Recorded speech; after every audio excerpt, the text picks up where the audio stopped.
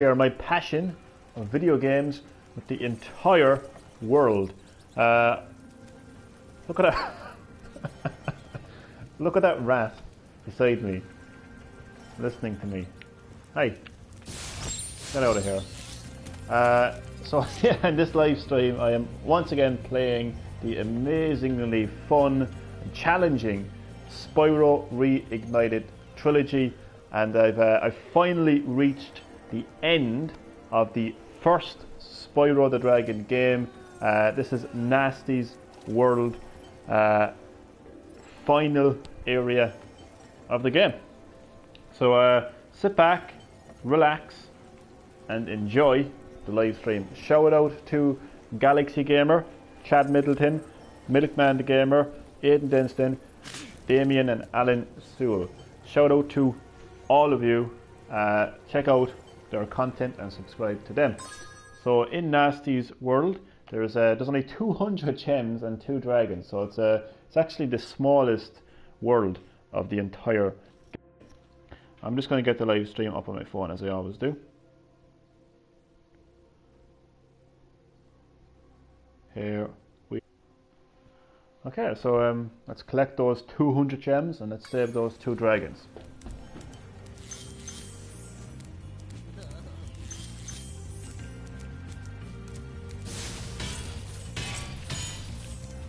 So it's taken me a lot of time to get to the end of Spyro 1, but I got there in the end.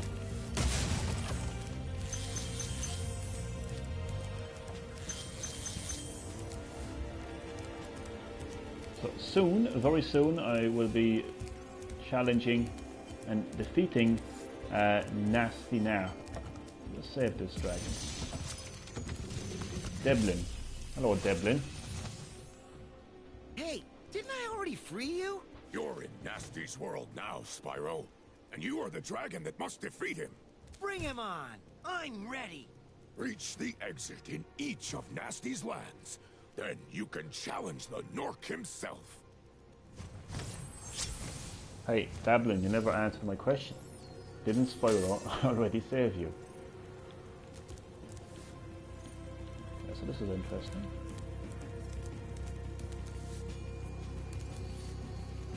No. Hold. So I presume once I complete this... Wait, that doesn't... Okay. I'm a bit confused now, to be honest. Oh, so it kind of... Oh, okay, so this world acts as... so this is one world, but there's different like levels that are part of it. Okay, I understand that. Okay.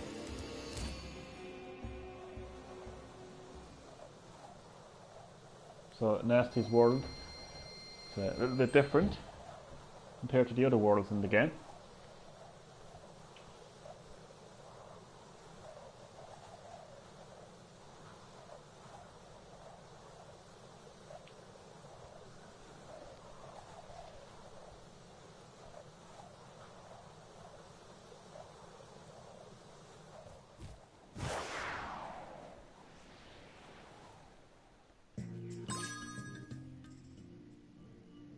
Okay, that's really weird. I have to open up other areas of Gnasty's nexus by... Yeah, I don't know. Okay. Well, nonetheless, this is this world is Nork Cold. So let's play with that. Oh my god.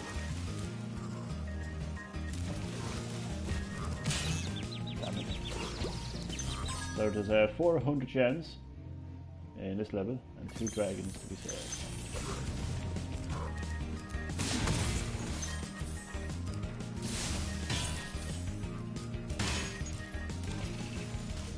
I'm guessing I have to do something with this.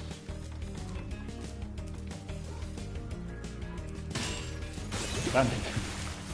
Maybe I don't. Maybe I just...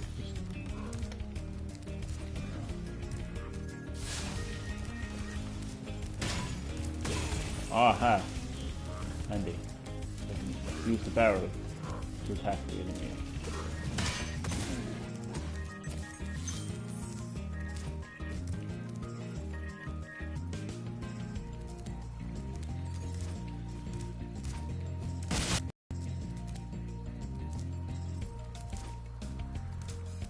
Ah, TNT. It's a nice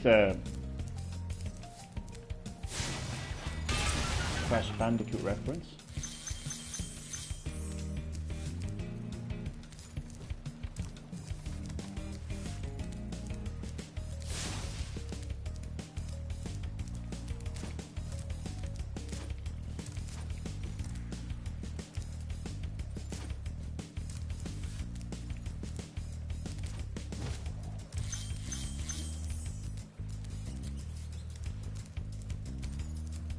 Hello. Goodbye.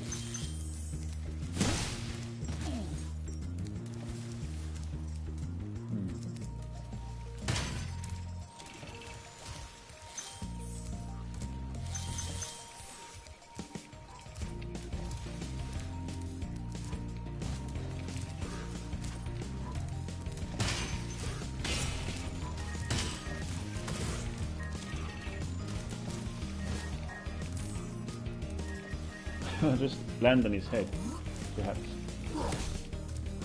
Oh god, gold card, I can't do it.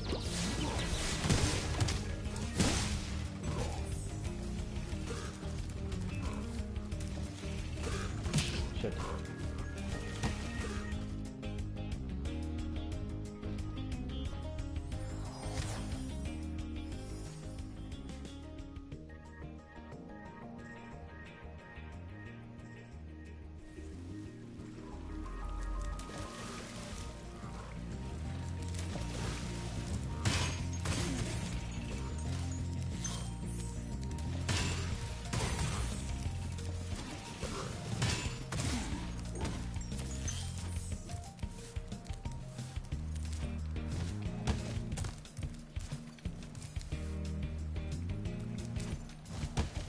The hell?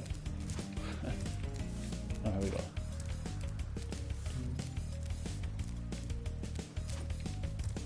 Right, what's around here? Not missing anything, am I? Okay.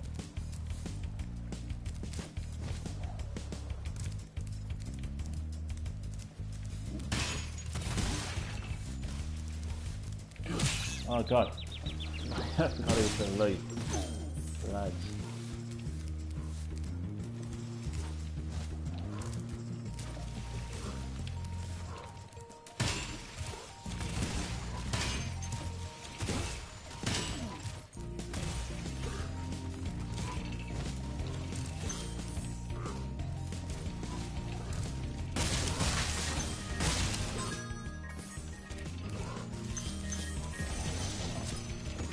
Latif. Latif. Keep up the good work, Spyro. I expect Gnasty's really starting to worry about you. I'd be shaking in my Nork boots if I were him. Yeah. You better be shaking.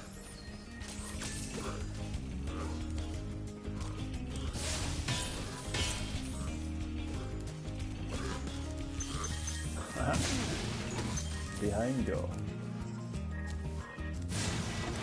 Oh god, I thought that was TNT, what the hell? Oops.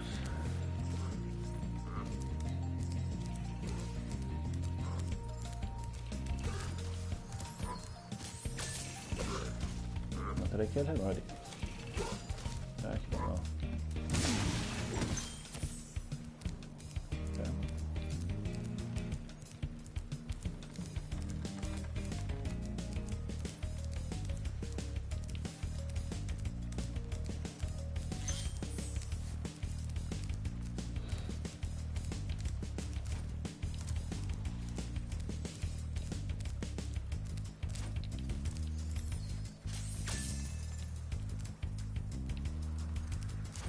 Right, so what is, we're going to head into this ship.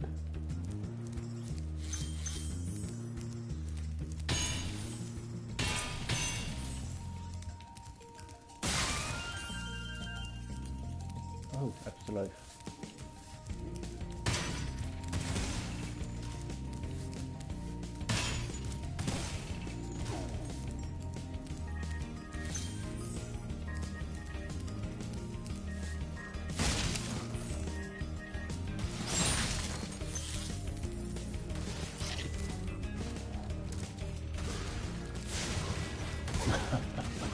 think he'll move, like, you know. I don't think he knows what he's actually throwing.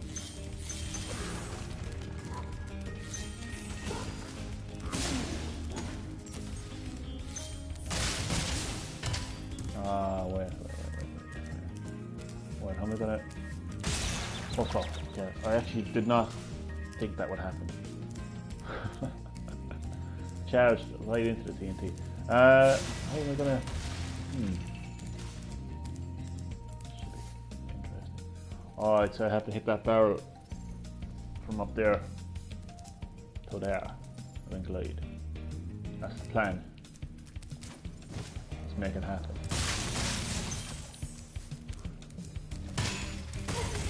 I gotta say this level is actually quite easy considering that it's actually in the last world. Weird, isn't it? You know, I've noticed some games just kind of say like, you know what, you've gotten to the end of the game. You know, we'll just tone down the difficulty a little bit so you can kind of like relax and kind of, oh, okay, maybe it isn't that easy. Relax and like just take in the scenery or something. I don't know. Maybe I'm just more relaxed than I was. Yes. Okay. I spoke too soon. Oh my god.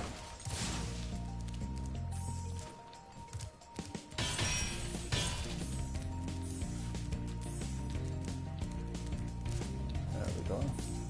So I just have to very carefully get this out. Oh, Jesus Christ. Spyro. Go away. No.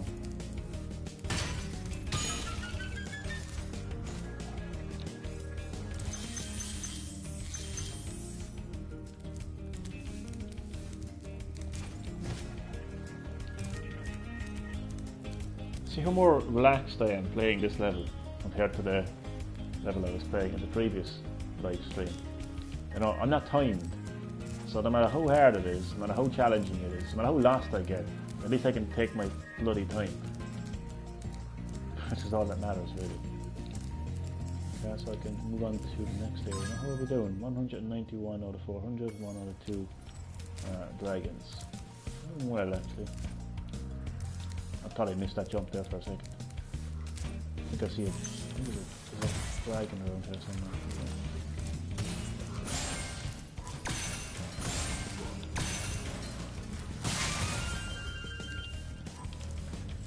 Another extra life. Jesus.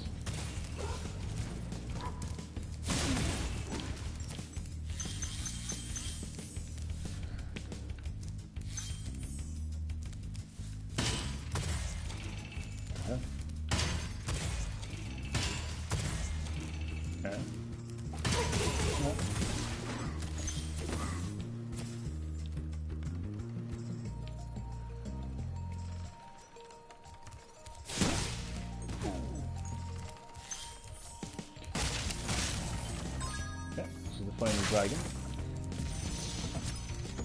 Thomas. Wow, I never thought I'd be rescued, especially by such a little dragon. Excuse me? What I mean is, I always believed in you, Spyro. You gotta believe.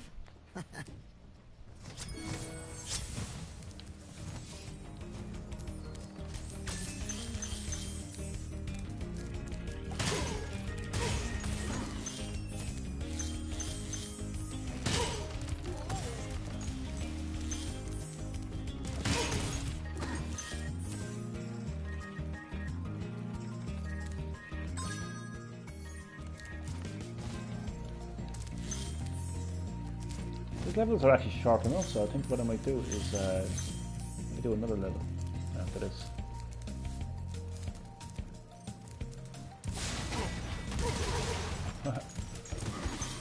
Wait, what? Be careful, I don't miss any gems.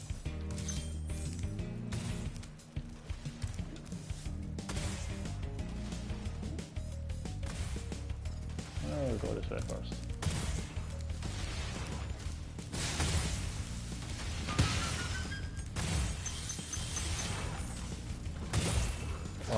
Man. Oops.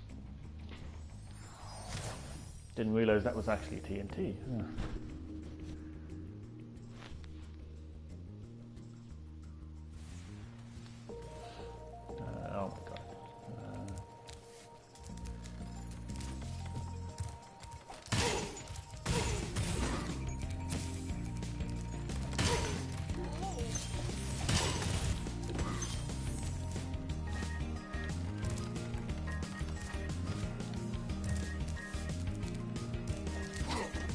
What the hell? Just magically appear from. I would have killed him.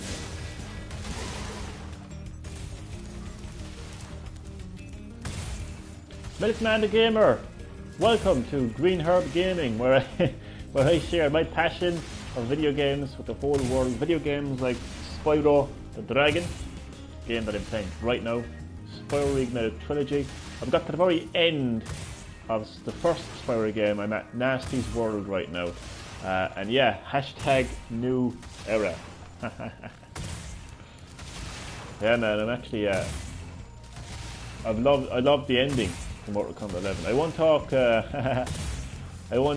talk about it here in the stream, just in case somebody hasn't completed Mortal Kombat 11 yet, but all I can say is I'm definitely hyped for the new era of Mortal Kombat. So yeah, welcome, Milkman the Gamer, great to have you. Yeah, this level is crazy, what the hell? Wait, what? Oh yeah. All I have to do is hit that barrel and we have our gems. So the levels in this world are actually quite short, so I might do maybe a few of the levels. I think there's like 4 in total in Gnasty's world. Or North Nexus. I thought it was called Gnasty's world. Oh well.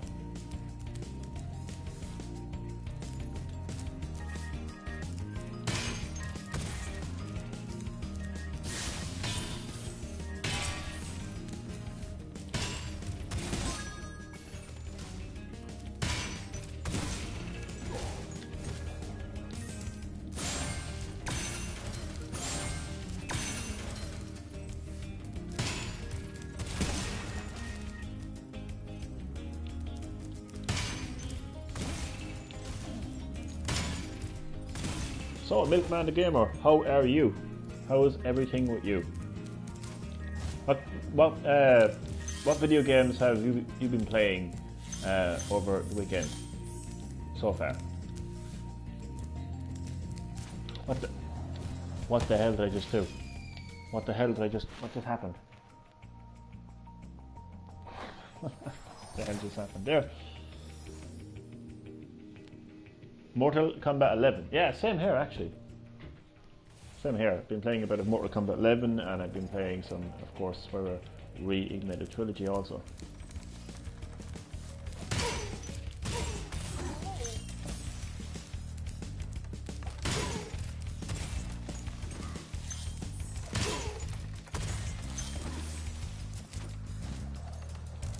Now that I have the story complete in Mortal Kombat 11, I'm kind of like trying to get all the character endings and the classic towers, and of course playing a bit of online as well.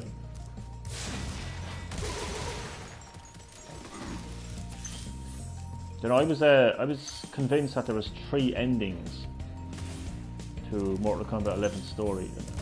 I don't technically count when you die an ending. Like, that's not an ending. You don't get to see like Kronika rewrite time and you know, you don't exactly get a bad ending. Like, again, like you don't see Kronika rewriting time. You don't get to see like a particular ending. It's just Kronika killing your character. That's called dying, ladies and gentlemen. That's called dying. That's not an ending. That's not a secret ending. That's called you die. So I was kind of annoyed. I was looking for a third ending. Yeah, but ending, secret ending. It's not. No. Let me clarify this. There are 2 endings. If Kronika defeats you in the first round, and you go on to defeat Kronika eventually, you get what is considered the basic ending. Where I can't say what it is because I want to spoil it. If, however, you defeat Kronika without her defeating you in any round, like if you just get a flawless kind of, not a flawless victory, but if you basically defeat Kronika in 2 rounds, you get what is considered the best ending. However, if you die, you die. That's not an ending. That's just you died. So to the people online who consider that a third ending, that's not a third ending.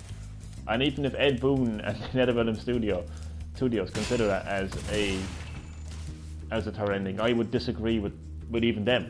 It's not an end. Yeah, it's something interesting, it's something different. Yeah, but like your character has died.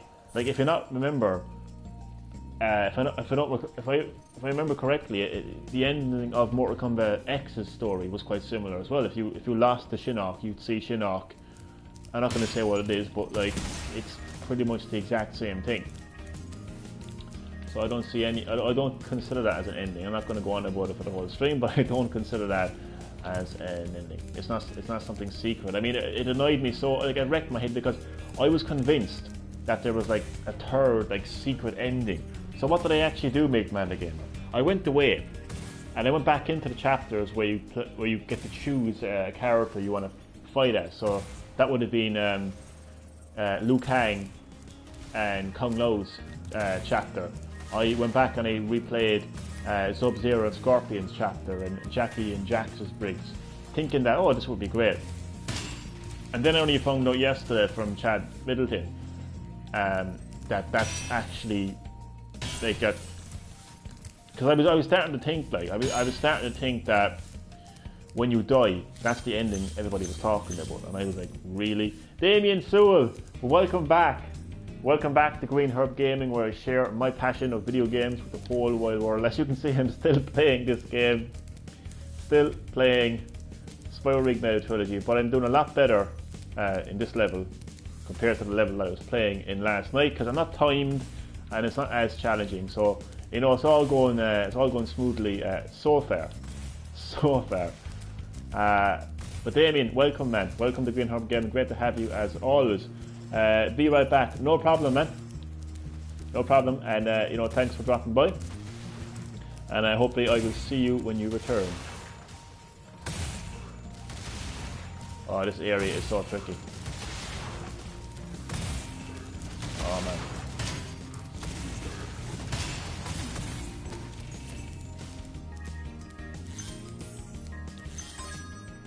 Okay, I have 10 more gems.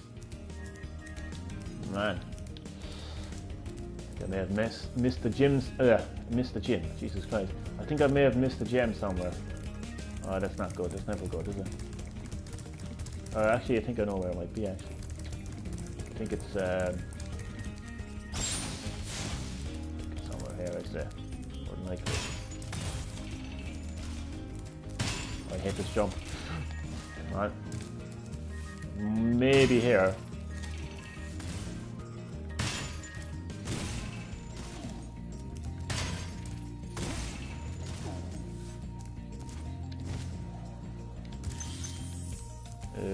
Or it could be up here, couldn't it? Yeah. No. Please don't return me home yet. I'm not ready to return home yet. Here we go. Yes. So that is what's the name of that level again? Nork Cove has been completed. So we now return back to Gnasty's world. Open up the next level.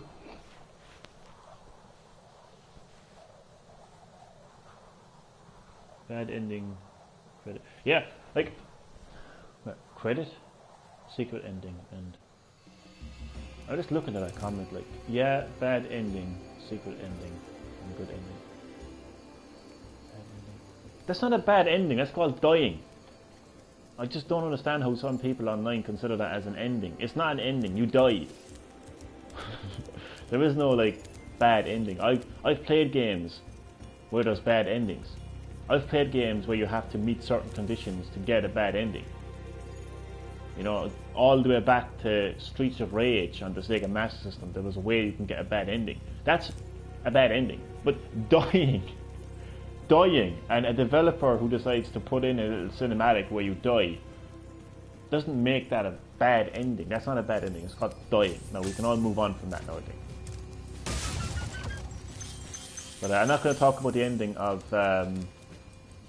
I'm not going to talk about the ending of Mortal Kombat. A lot of people have not completed the story of Mortal Kombat 11 yet. But I will just say that there are 2 endings to Mortal Kombat 11's story, not 3, 2. Because for God's sake, I spent a lot of time trying to complete the final boss, again, Chronica, thinking that there was going to be like a secret third ending, and I just found out that there wasn't. So I was kind of a bit angry, to say the least, about that. 400 gems, 2 dragons. Let's do this. Oh my god, he's got like a Gatling gun, like a minigun. Oh my god. Jesus. Whoa! Holy moly. Woolly. Come on. Reignite. Loading times in this game. I said it before, I'll say it again, it's horrible. Ah, you didn't get me this time, did you? Oh god. I'm scared. Ah, what the hell? What is this? Splatoon? What the hell? Who's playing Splatoon? This is so weird because this game came out like years before Splatoon. Like this is just a remaster. Like, they didn't add in any new characters or new weapons. That is a weapon directly from Splatoon.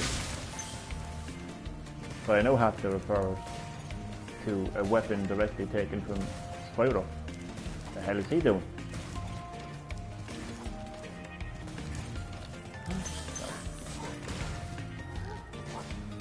Oh my god! Oops. Didn't expect that to happen. Oh man, how many lives do I have? Oh, back here again now. This guy wants to play Splatoon.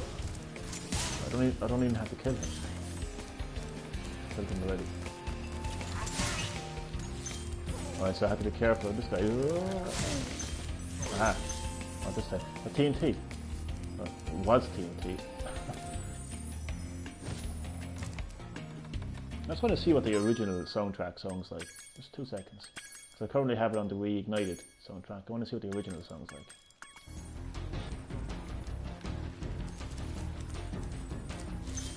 Slightly different.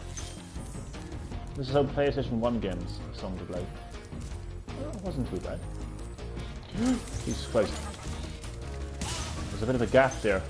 Skylanders, hey! Less of that now. Less of that now, man. I'm only joking. I don't even want that name to be mentioned ever again. What the hell, man? He's playing Splatoon. That is so weird to see. And I'm telling you, that would have been the exact same enemy and the exact same weapon back in the original PlayStation 1 version.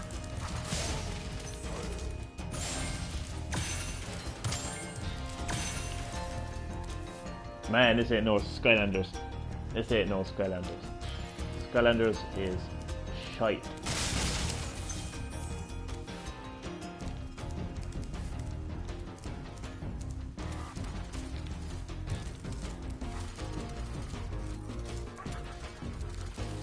I'd rather go to Mass than play Skylanders.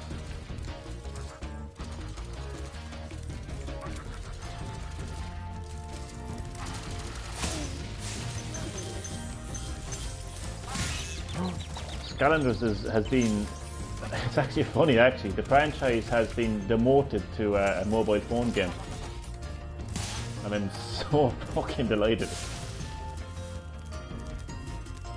It seems to be, well actually the funny thing about it is that seems to be happening a lot of big games actually. It's happened the next Diablo game and it's happened the next Aliens game as well. Cosmos. Thank you for rescuing me. No, one of those dragons that have a few words. Dragon, a few words. Oh my god, oh my god. Ah, for God's. Wait, what the hell? I glitched. I actually glitched. Is PlayStation having a PSX this year? A PSX? I would say so. I would say so. Got that.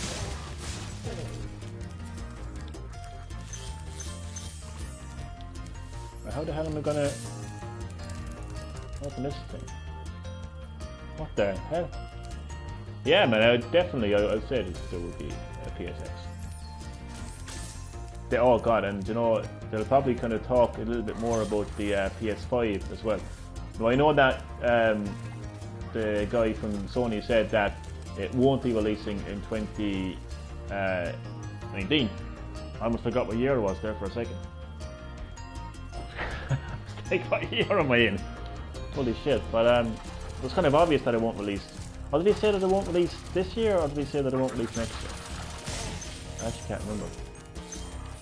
But how the hell am I going to if Xbox Scarlet gets announced at E3 PS5? Yeah, more than likely. Yeah, I'd say that's what's probably going to happen. I'd say all guesses are that the next Xbox will be announced at E3, and you're probably right there. I'd say PS5 will be at PSX. It'll be a massive kind of like event that will be kind of like specifically focused to the PS5, a bit like what Nintendo did when they kind of like revealed and showcased the Switch for the first time. I predict March for PS5. A bit like what I was just saying there about the Switch. Yeah, man, I think I think Sony will take a few pages out of Nintendo's book and kind of like, you know, because it obviously worked out for Nintendo, so I think they'll have an event that is specific to PS5. Like E3 is such a kind of Chad Middleton. Welcome to the live stream. Welcome to Green Herb Gaming, buddy, where I share my passion of games with the whole world. So welcome, man. Good to have you. And yeah, so I think you're right about PSX. It'll be a specific PlayStation event, and they'll focus on PS5. Because the thing about E3 and like Gamescom and stuff like that is other products and other products can steal the spotlight. Whereas if you have a show that is specific to the PS5, nothing can take the spotlight away from PS5 because it's Sony's event, and yeah, that's what's great. That's what Nintendo did when they showcased the Switch, and they released it like a couple of months later, and it just set the world on fire, and that fire is still burning. So I think that Sony will go down that road with PS5.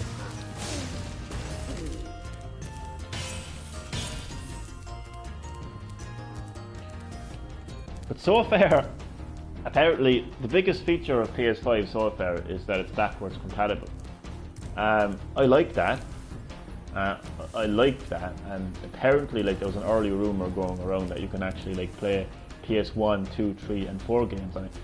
That's great. Like that is a great feature. But a lot of people are calling it the biggest feature of PS5 so far, and I'm like, well, hold on a second now. Like, it's a good feature, but what does the PS5 have to offer? Like, what can the PS5 do? You know, that's specific to the PS5. Cletus, I reckon Cletus. So, Be on the lookout for North Commandos, Spyro. They better be on the lookout for me. exactly, they better be on the like this with me. So I'm kind of I'm intrigued to see what Sony can do with the PS5.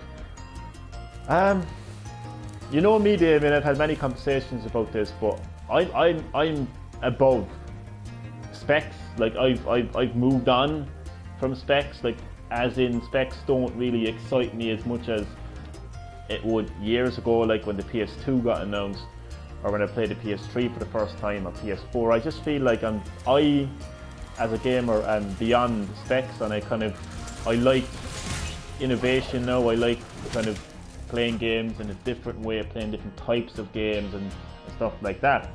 It's confirmed to be backwards compatible with PS4. Nothing about the rest. Yeah, unfortunately that hasn't been confirmed yet, like about the rest of the consoles. But yeah, you're right, there is confirmed to be backwards compatible with PS4. Which again, it's a great feature, because I mean, a lot of people, you know, like me and you, we have a library of PS4 games, and it's really nice to kind of like, you know, like if you just buy a PS5 for the first time and you don't have a whole lot of games, it's nice to be able to kind of like to go back and play like, not even go back, like let's say like a new PS4 game got released, and then the PS5 got released like 2 months later. It's nice to be able to continue playing that PS4 game on your PS5. It's a great feature, but I just hope that isn't the biggest feature of the PS5. And yeah, I mean, I read the I read all the articles about the PS5 so far, and I've heard about all the techno jargon. Man, you'd almost need a translator to explain that to me, at least. Anyway, all I know is that it's going to be a very powerful console. Can't wait for the new Atari system. The Atari system. Whatever happened to that? Oh my God, whatever happened to that, man? I knew that was going to be a joke from the second it got announced. So yeah, I'm really kind of looking forward to seeing like what Sony can do with the PS5 itself. Backwards compatibility is a great feature. I really think that, you know, helps with making like PS5 a great experience. But specific to the PS5 and what the PS5 can offer, I'm really looking forward to what they show with that.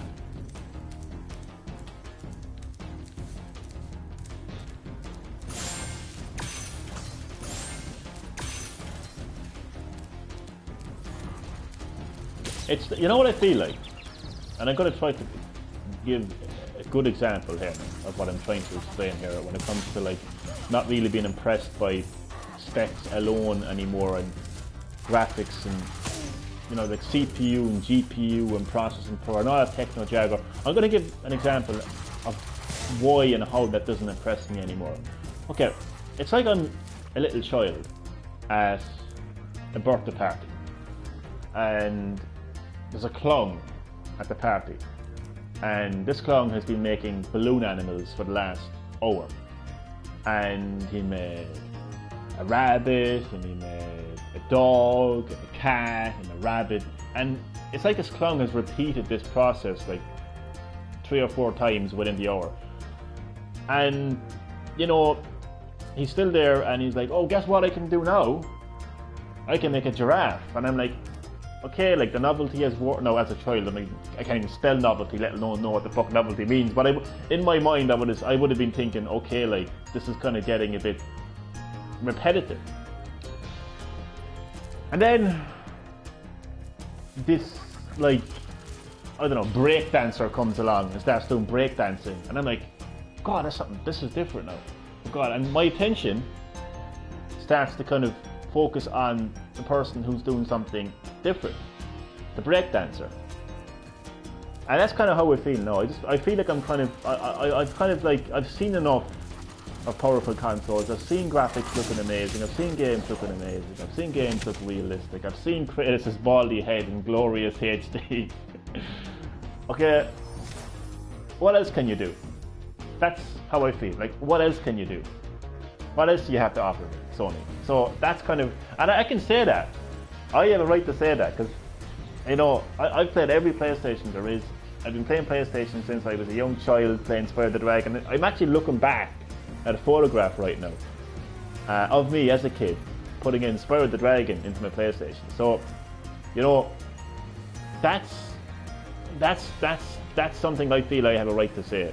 You know, I'm not like, you know, some like 10-year-old kid who's like, you know, PlayStation for the win, you know, some shit. Like, I ain't no fanboy, you know. So yeah, my right Joy-Con is drifting now. Oh man, those right Joy-Cons, man, are a pain. The funny thing is, people actually are having issues with their left Joy-Con as well.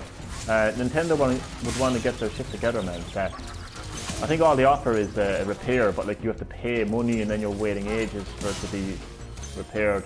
A lot of people are having issues now with those Joy-Cons. A lot of people.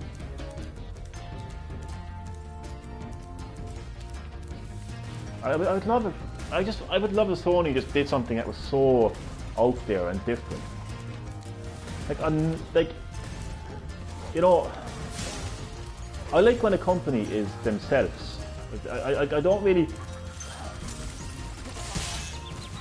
I don't know. I just want to see like what they do. All the Joy-Cons are defective. Yeah, I think they rushed the console. See, there's a younger team after rising up at Nintendo. It's no longer the old guys who make all the decisions at Nintendo. There's a young, fresh, vibrant team at Nintendo, and I honestly think this is what happened. They were like, okay, we have got to fucking make a successful console. No matter what. No matter what, we have to make a console that sells. We gotta make a console that people want. We gotta get this done. We gotta release it on time. And we will do that at any means necessary. And I think that they were aware of the faults of the Joy-Con. They're like, you know what? Not many people are going to notice, even though people have. And they just kind of took a risk with it. Oh shit! Game over. They took a risk, I think. They took a risk. But yeah, a lot of people are complaining about those. Wait, do I still have a life? I do. A lot of people are complaining about those Joy-Cons, chat.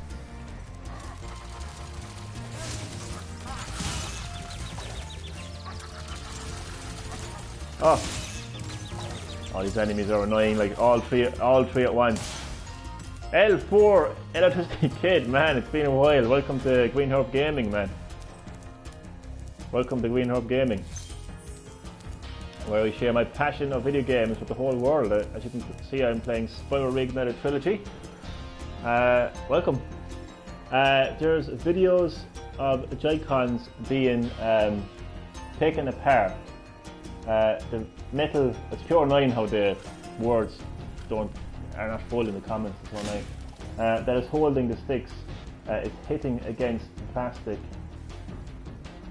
boards, making small bench. Yeah, man, it is a pain. It is a pain. Fingers crossed, my Joy-Cons are working perfect so far. So far, being the main word there.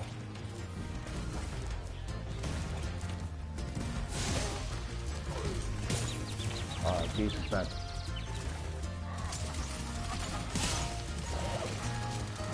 Game over. Thankfully, these levels they aren't too long, so let's go back in and retry.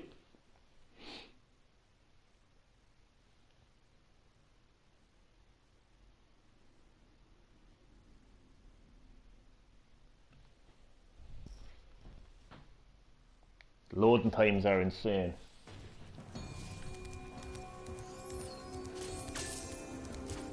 Twilight Harbour. I didn't even take note of the name of that level.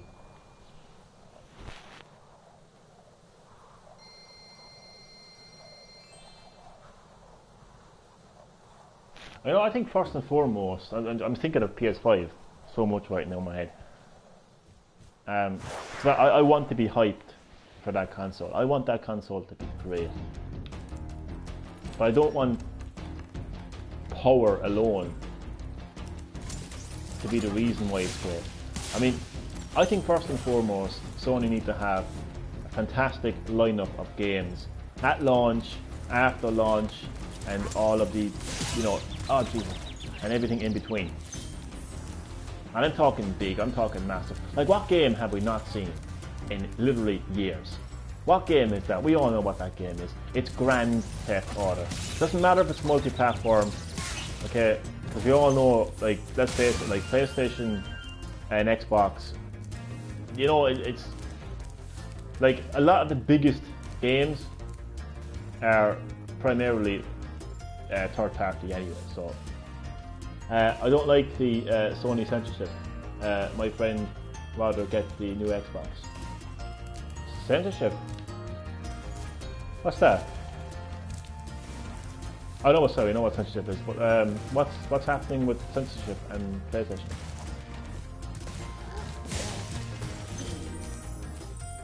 I have to get back into this level. Oh God, I knew eventually I would miss that jump. 2 seconds there. 2 seconds. I need to check something. Okay, back to the gameplay. Come on. I almost accidentally closed the game there.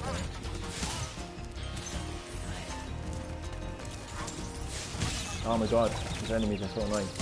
Yeah, I gotta get back into the level.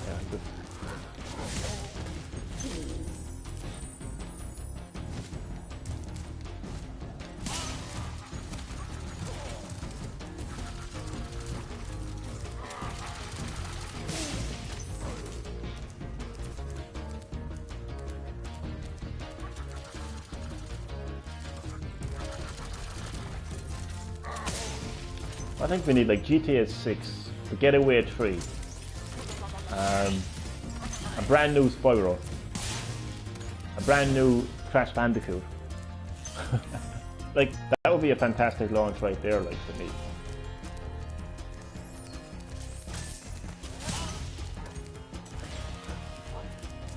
Oh god. Come on.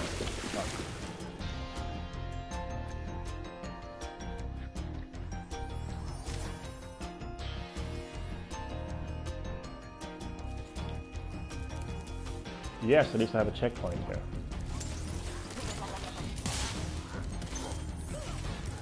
This level is definitely harder than the last one. But how am I gonna... I still can't figure out how to break that chest. 20 seconds to look around there. That's really weird. I don't know, I'm not gonna worry about it yet anyway.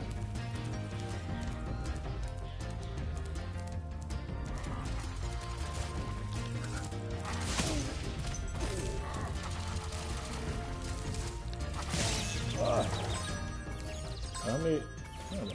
Actually, almost had this level complete. Actually, Jesus man, this guy's crazy.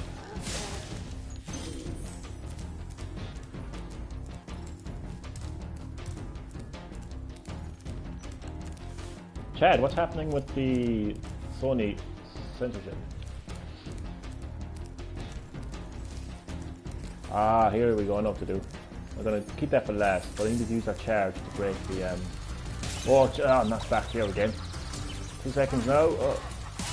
And I will. Fuck it. So I know, Chad. I'm just gonna have to kill these motherfuckers. Okay. I want to see Sony copy this. You know what? I actually. Me too, man. Me too. Hashtag me too. That's actually what I wanted to see. Like as soon as the Switch came out, and like games like Doom came to the Switch, and I remember saying to myself, you know, like Panic Button, the developers who ported Doom 2016 to the Nintendo Switch, like they struggled just to get that game running on Switch, just to get it running. Like it's not even 60 frames per second. Sony had policy handling today. We'll get to that in a second. But it's kind of funny in a way, like. So I just thought to myself, wouldn't it be great, like, if Sony came along and said, well, we're Sony, we focus on power, we focus on specs, why don't we just make a portable console, and instead of trying to bust our backs to make a game run in 60 frames per second, we can make the game run in fucking 90 frames per second or some shit. Basically, like, the idea was to have the PlayStation version, basically, of Switch. So, like, you could have the next Doom game running on this PS4 portable, but it would look just as good as it does on PS4. Like, it wouldn't have to be like downscaled or anything. So yeah, I wanted that to happen.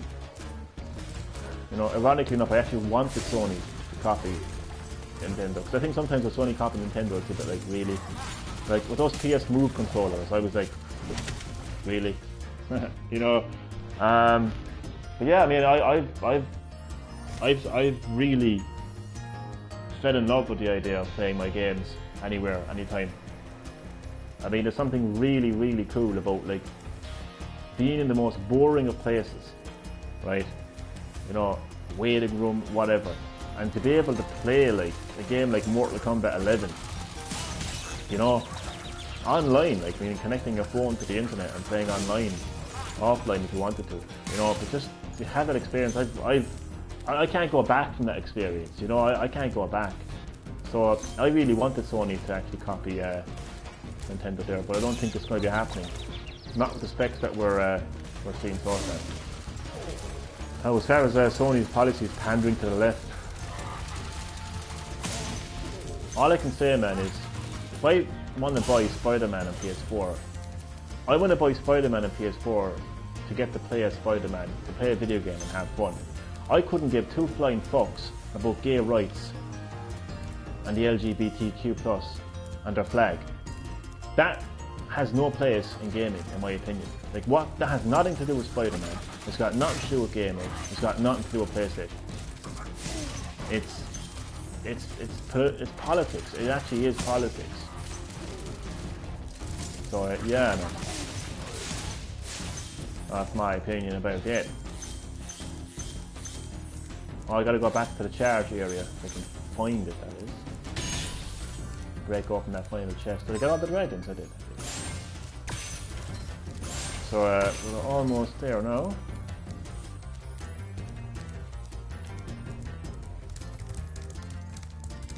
Oh god, I hope this live stream doesn't turn into another episode of Blind Talks. Oh Christ. But all I will say, man, is this alone, man.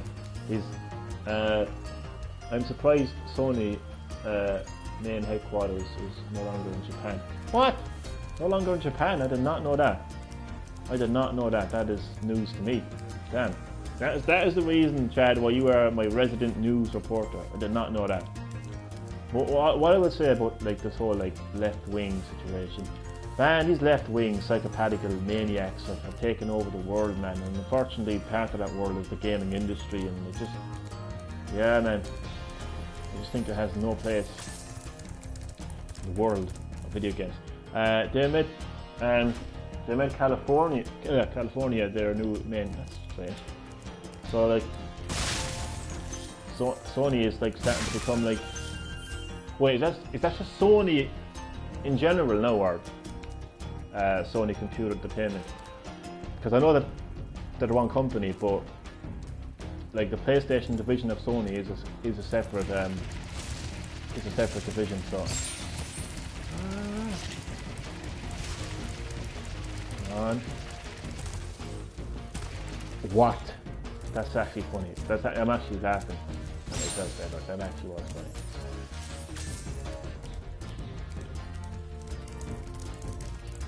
So Chad, is that Sony as in Sony, like Sony in general, or is it Sony Computer Entertainment?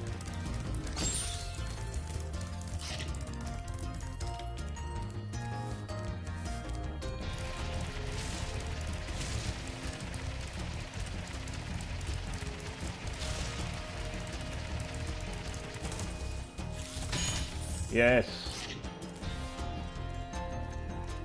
Still have a lot of gems to collect. Ooh. Man, where did I go wrong here, man? What area did I miss? Oh man. Wait, what? There's an area up here.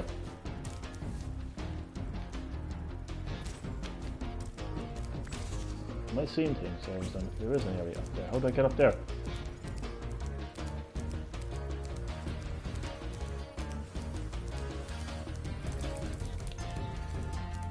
The fuck? How do I get up there? It's weird.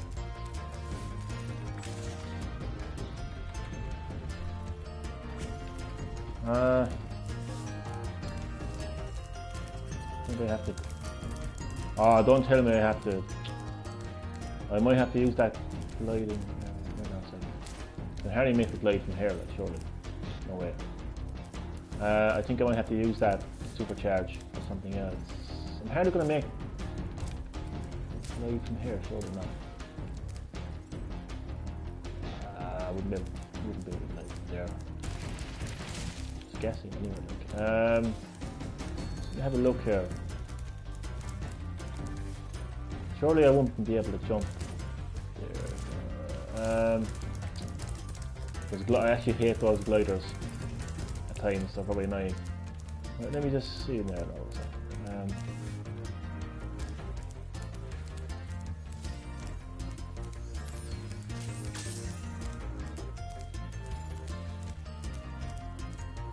Wait, I think I might have to.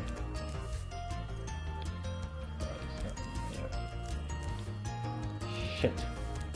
Stumbling block, man, stumbling block. My bad, it's Sony Corporate of America. And it's in. Oh, yeah, no problem. I was thinking that, right? Wait, this is. No, no, this is where it's going. Oh, no, sorry. Damn it. I was hoping this wouldn't happen. But I'm lost. Yeah, I'm lost. Surely I don't have to go this far back now, like. Oh, so this is the beginning of the level. They're actually short levels. They're actually very short, contained levels, which I like.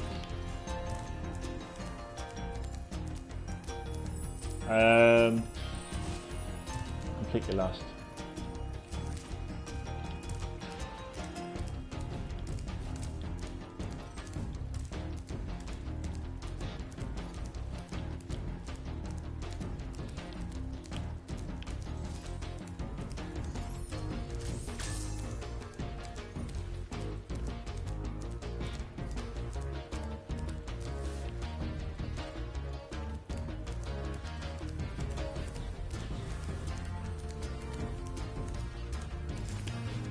Wait, ah, fuck it. There's something up there. Shit. It's definitely something to do with the glider, I'd say. They should get Ryan Reynolds to voice the new Sonic. I agree, to be honest. I agree, but it's probably a bit late now for that. They've probably done all the dialogue. Then again, it would be as easy as just. It wouldn't be that hard. But if they're redesigning the would you look at that? Boom, I would not have seen that, like. I would not have seen that. Yeah, but Ryan Reynolds, man. I think Ryan Reynolds should just be the voice actor. As in, like, he is the only voice actor in the world. Like, you watch a movie, you play a game, you're watching an ad on TV. Yeah, Ryan Reynolds. Even like for life insurance. Just everything. He just should be the voice of the world. What the hell? What happened there? I just slowed down my supercharge.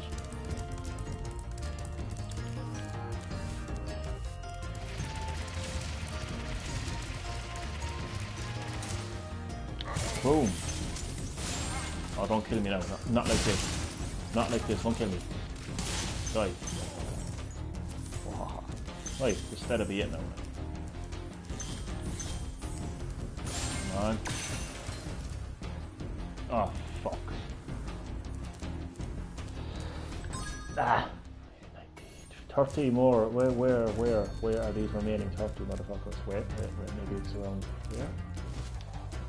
Shit. Maybe it's around. Ah, fine. Shit. Wait, maybe it's. Wait. I didn't.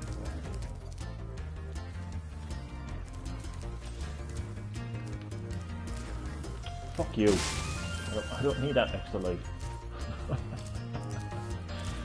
Ah, come off it. Ah, fuck. Okay, so. Right. Where are my other two? Wait, maybe I need to. I'm gonna go back up there again because I think I may have missed a gem. Or two, 3, 30.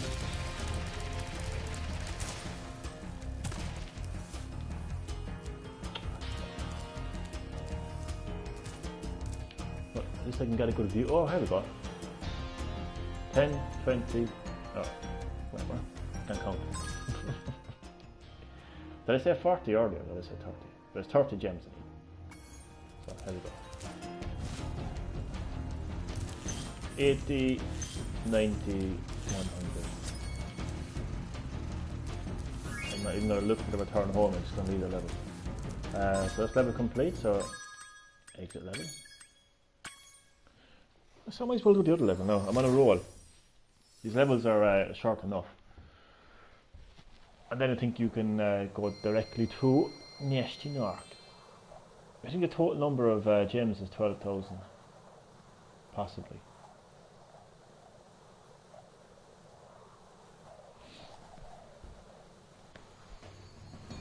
Right, so that was Twilight Harbour. What do you have next? Wait, what?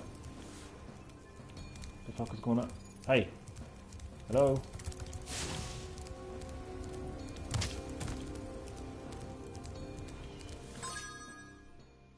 Huh? What's going on?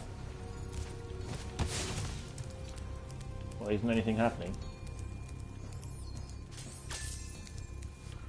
What? Hello? Can open, please? Maybe we have to go back in and exit the two of them. Maybe this is one of the levels we actually have to exit through. But I didn't find anything to go home. I don't get this. This is strange. It's weird.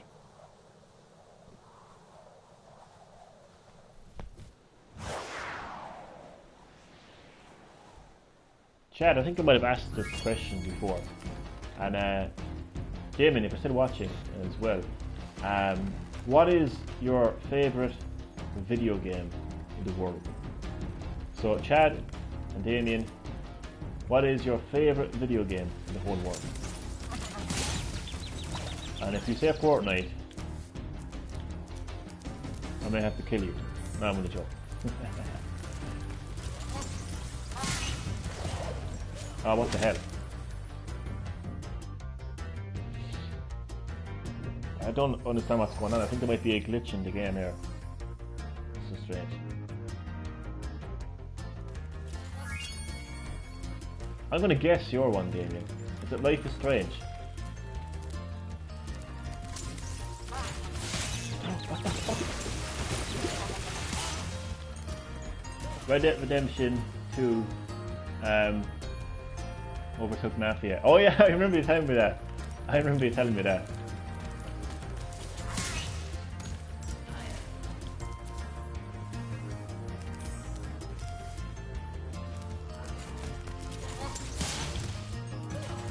do I get back to the portal that takes me home?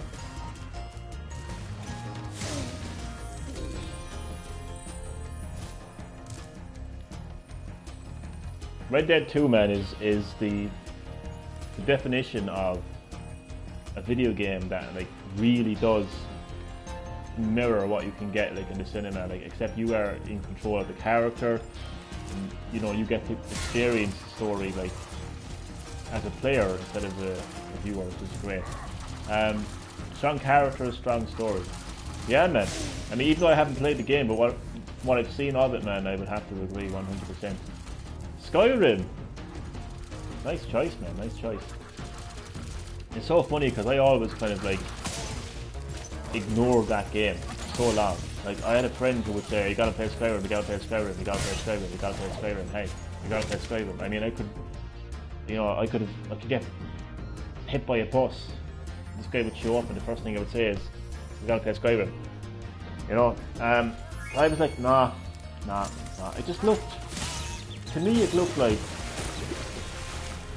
I was told it was an open world game, but to me it looked like you were going to be bombarded by everything. Like, you were going to be bombarded by, well, it's gotta be Skylanders. All the way. Skylanders. 100%.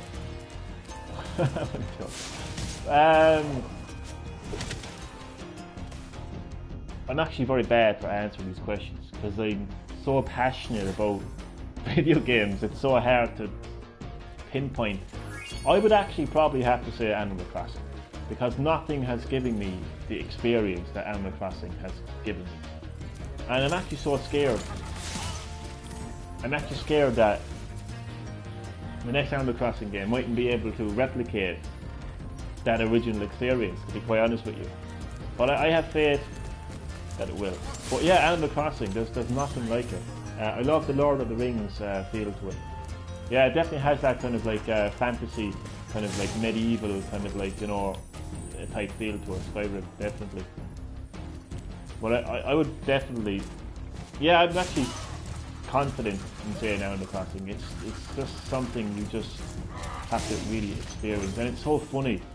It's so funny, like when you're like, I mean, the game operates off like a real-time calendar, and basically, like in basic terms, what that means is, if it's a Saturday, if it's 6 p.m. on a Saturday on the 12th of February 2019, then it's that same time and same day in the game.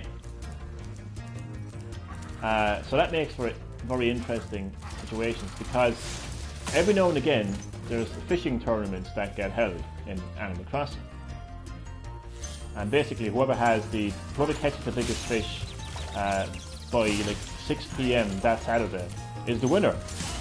So I've had situations where I've been out, right? This is before the Switch days now, you know, before the Switch days when video games were confined to your TV. There's times where I literally I'd be out with somebody and they'd say, look, I have to go home. And they're like, why? Because the fishing tournament is finished at 6 p.m. And they're like, what the fuck are you talking about? And I'm just there trying to explain Animal Crossing. But it's so funny, like, it's not even embarrassing, it's just funny, like, it's just such a crazy game, and just trying to explain it to somebody is just, I think it's just funny. Why the hell am I going right into TNT Barrel? But yeah, that's that level of and I suppose just living in this like kind of like virtual world, you know, of animal characters, so like, you know, if you play the game at like 6 a.m. in the morning, like, you know, they say like, why are you up so early and stuff. Oh, it's just, you just gotta experience it. So definitely Animal Crossing for me. There's nothing else I like it. But yeah, I was kind of like, I didn't like what I saw of Skyrim originally. I was like, you know, I mean, I got told to get it on PS3.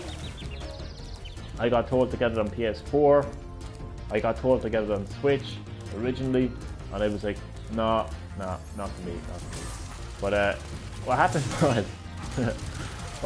was, Christmas of, oh god, I think it was Christmas of 2017.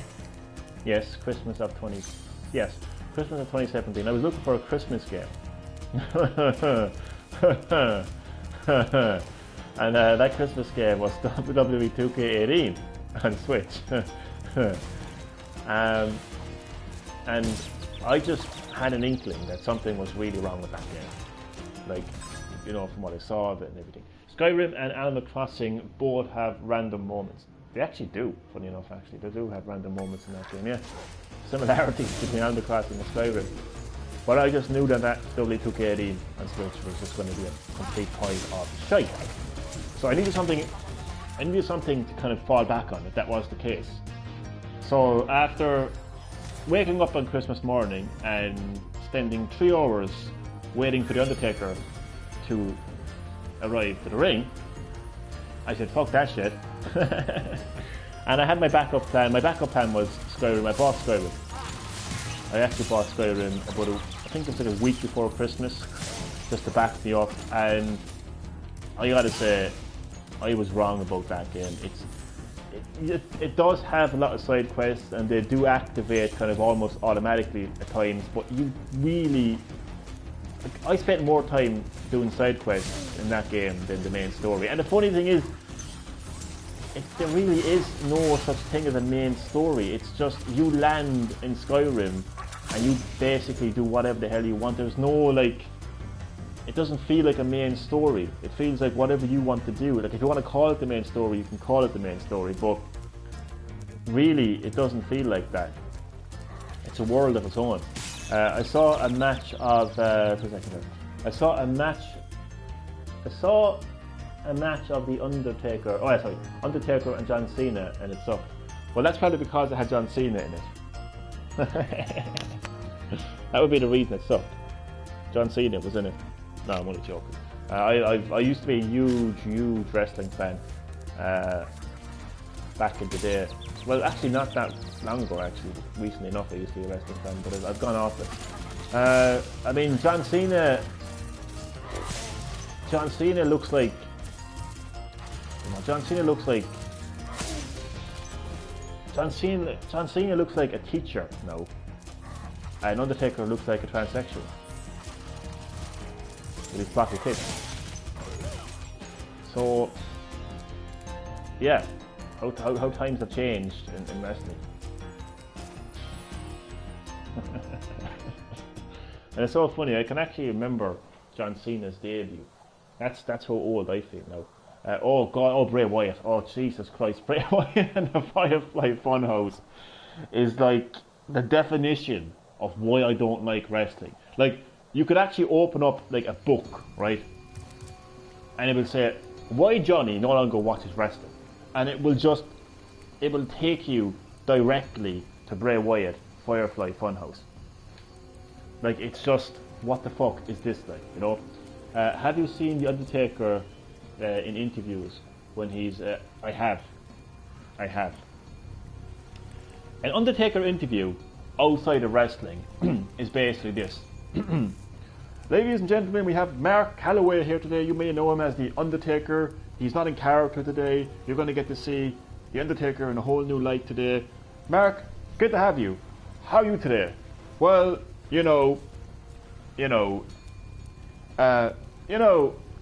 I'm feeling a bit, it's been so many years since,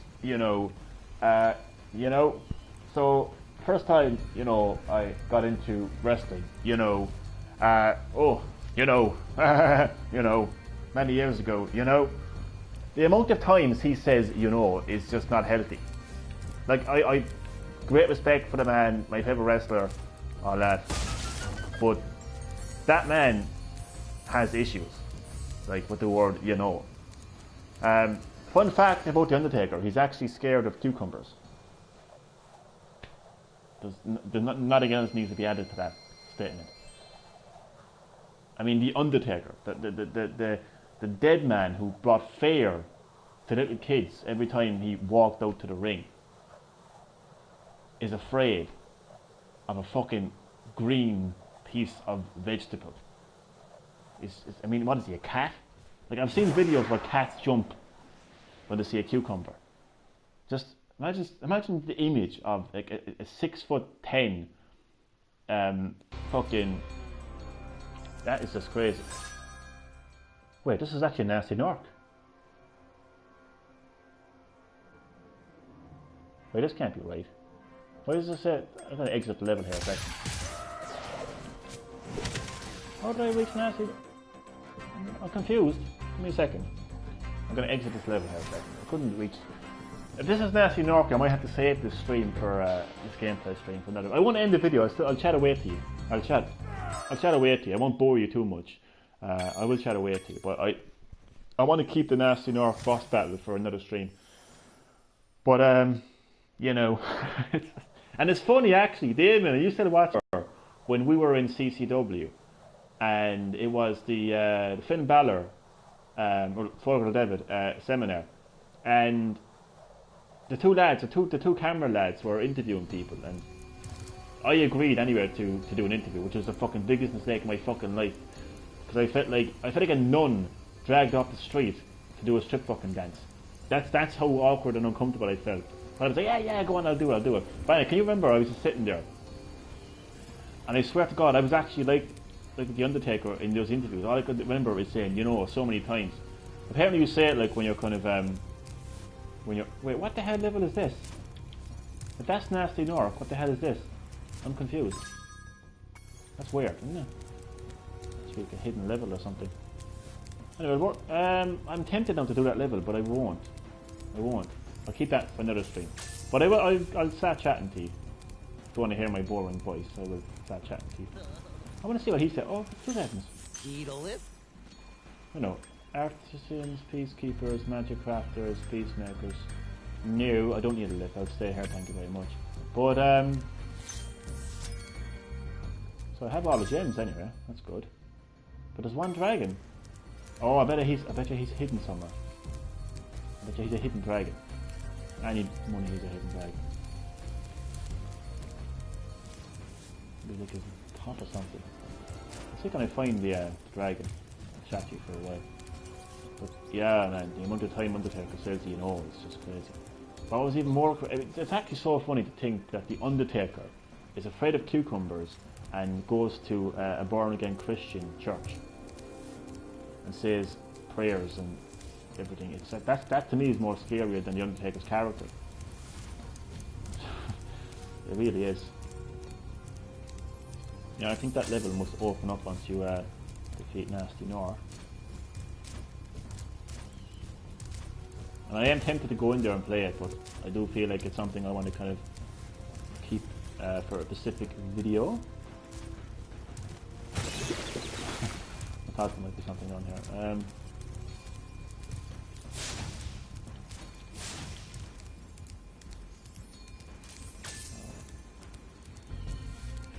bring some more interactivity into this stream.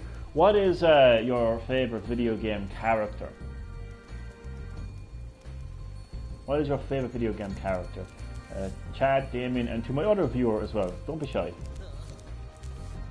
Look at that guy's reaction, was so funny. Don't be shy. Like, yeah, your favorite video game character, just in general, like just a character who's just in a game. And I'll try to think of mine. It's actually a tough question, actually, to be honest. I'm looking around here to see is there any hidden dragon. Because I don't understand why a dragon would just be in here.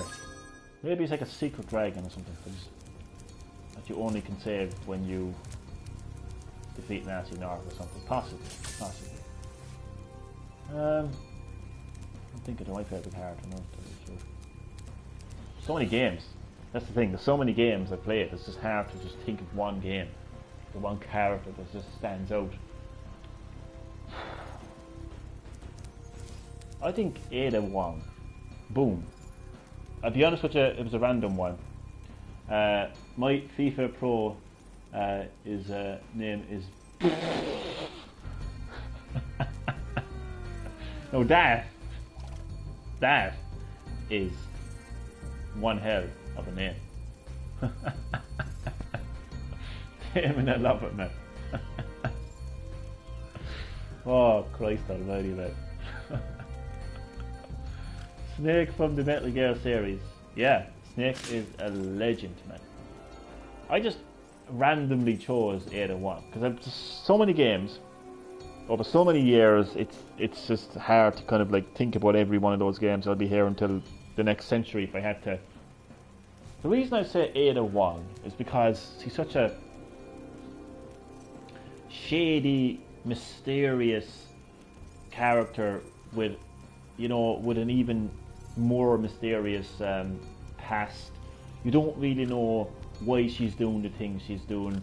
She's not really bad, she's not really good.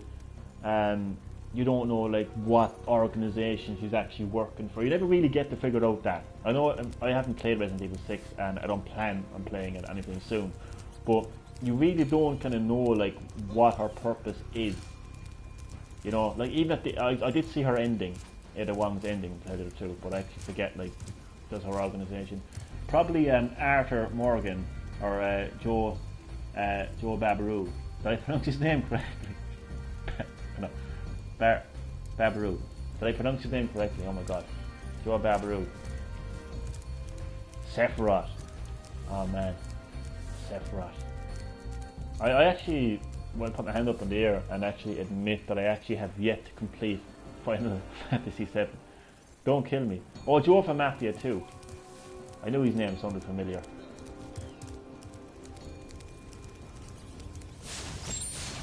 Yeah, I still haven't completed Final Fantasy VII. I will eventually. I have to get around to completing Final Fantasy 9 first. But yeah, mine is Ada Wong, because, you know, you introduced to Ada Wong, or actually introduced to Ada Wong in Resident Evil 1.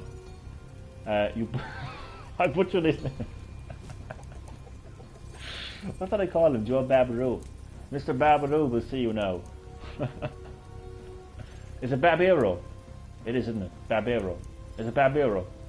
Joe Babero. Joe Babero. Joe Babero. Joe Babero. Final Fantasy 12 is very good. That was actually my final PlayStation 2 game. Can you believe that?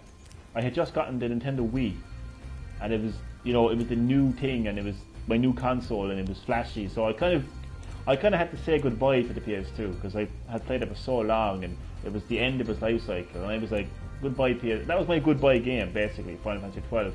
Didn't get very far into it, so I might pick it up on Switch.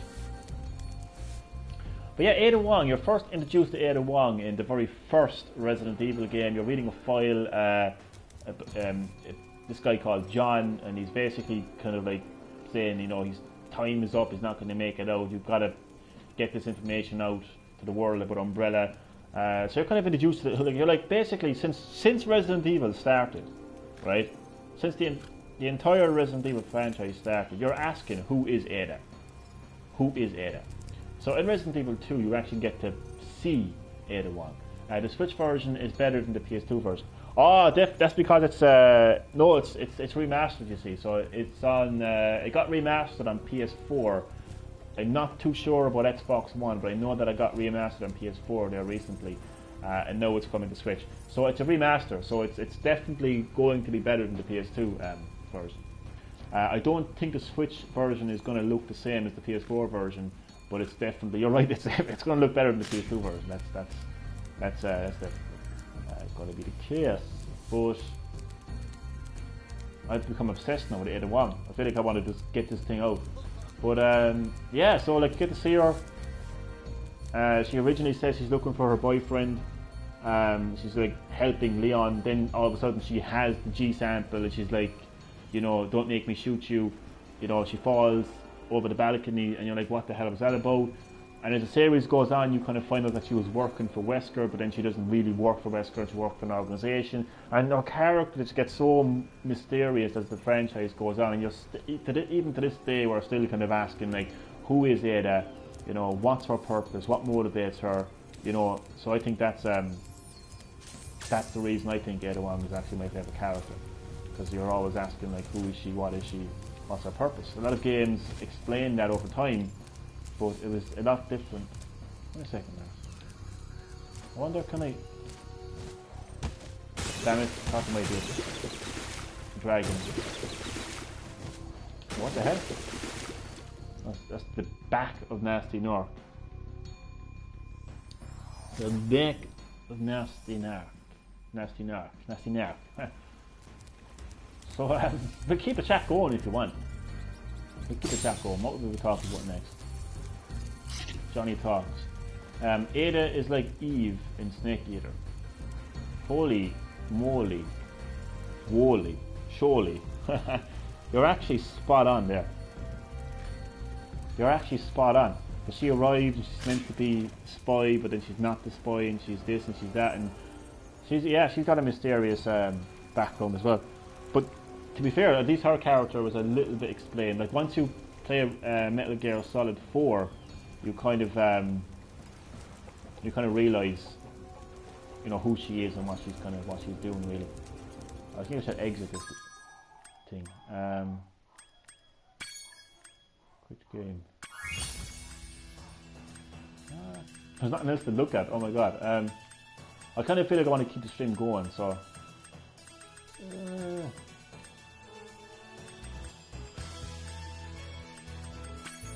Well, currently I'm 96% complete. There's also 2 other games as well.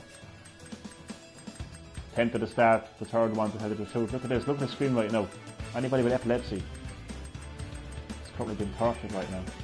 It looks like a disco party, doesn't it? Like Spyro is like dancing.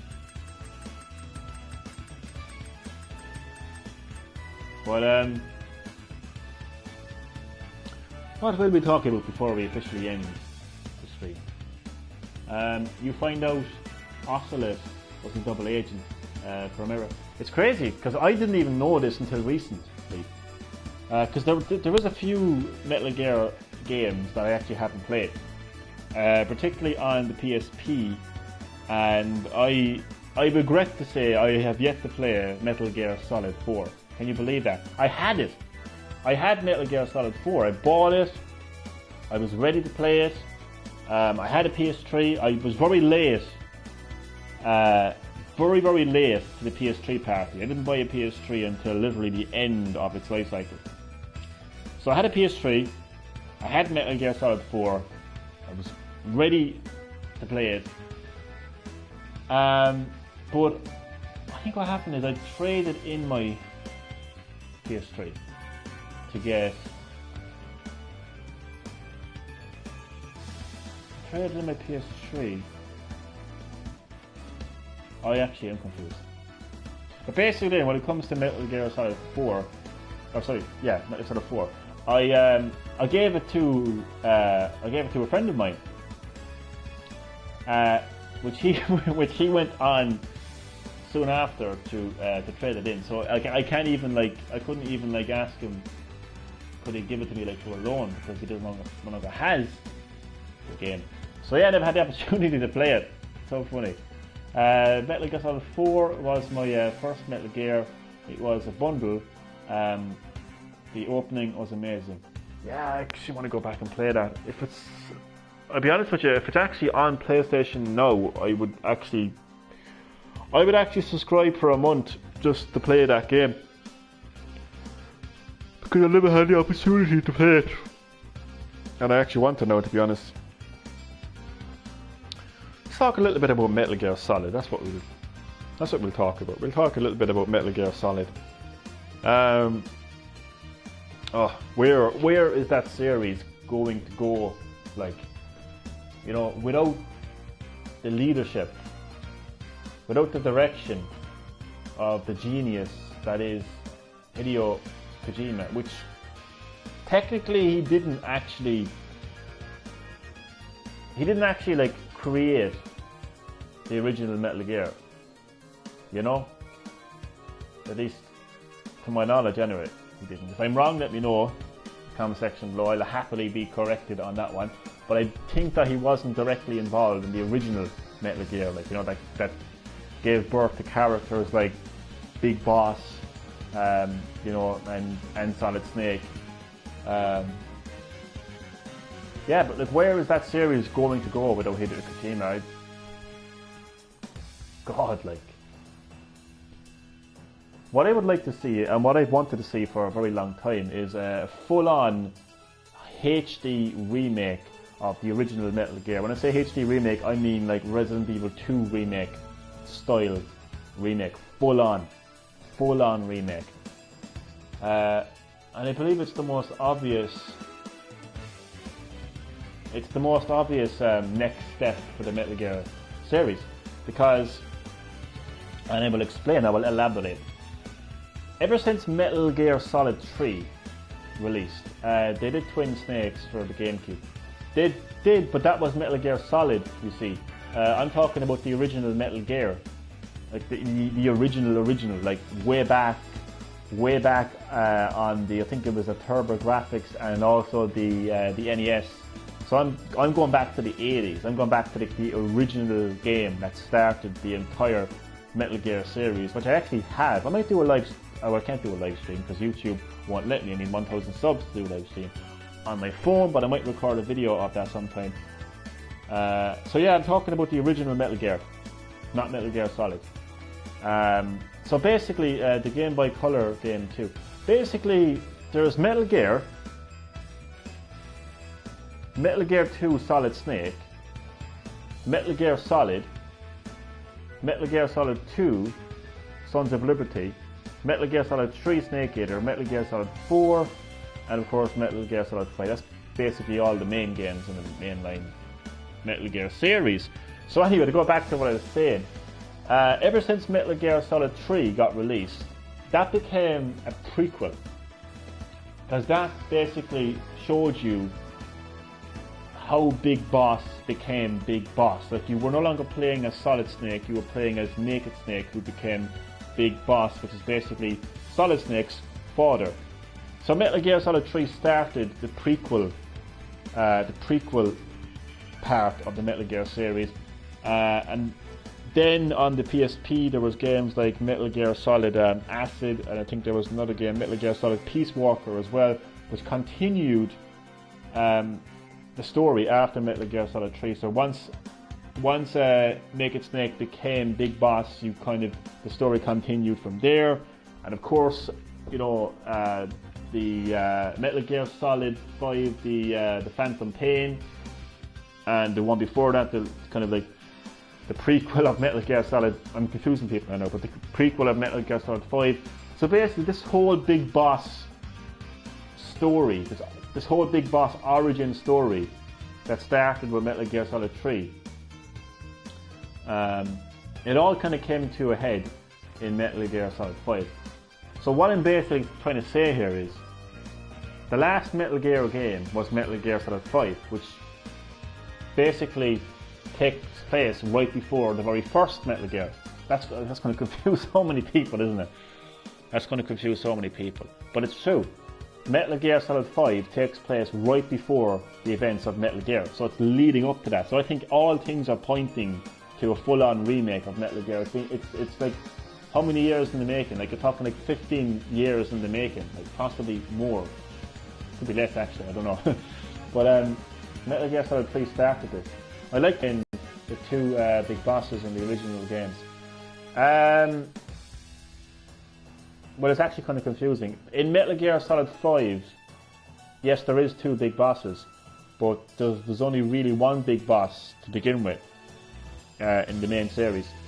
And then he gave birth to the twins, the clones basically, which were not twins actually. There was actually quadruplets actually. There was Solid Snake, Liquid Snake, and Solidus Snake. Solidus Snake was introduced in Metal Gear Solid 2. So yeah, man, that's where I would personally like to see the Metal Gear series go. I want to see a full-on remake of Metal Gear. I think that would be cool to see. But without the creative control of Hideo Kojima, I mean, come on, the last Metal Gear game that we got was Metal Gear Survive, and the less said about that game, the better. Jesus. But Konami are a strange bunch. Ghost Babel on the Game Boy Color. What was that? What's Ghost? I'm not aware of that game. I've actually never heard of that game.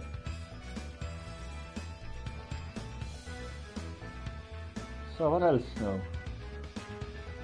What else now can we talk about? Oh yeah, Konami, yeah, they're a strange bunch lately. Another Konami franchise, a legacy franchise, is the Silent Hill franchise. The last Silent Hill experience, to put it that way, that we got was actually a pinball machine. A pinball machine, yeah, you heard me correctly. A pinball machine. That's the last time that Konami messed around with Silent Hill. And it's so strange because Silent Hill and Castlevania as well. The last time we saw a Castlevania game, I think, was on the 3DS. It's just, to me, it's just so strange how they didn't continue the Silent Hill franchise. And it's got nothing to do with Silent. Like, I don't understand. Like, oh, Silent Hills got cancelled.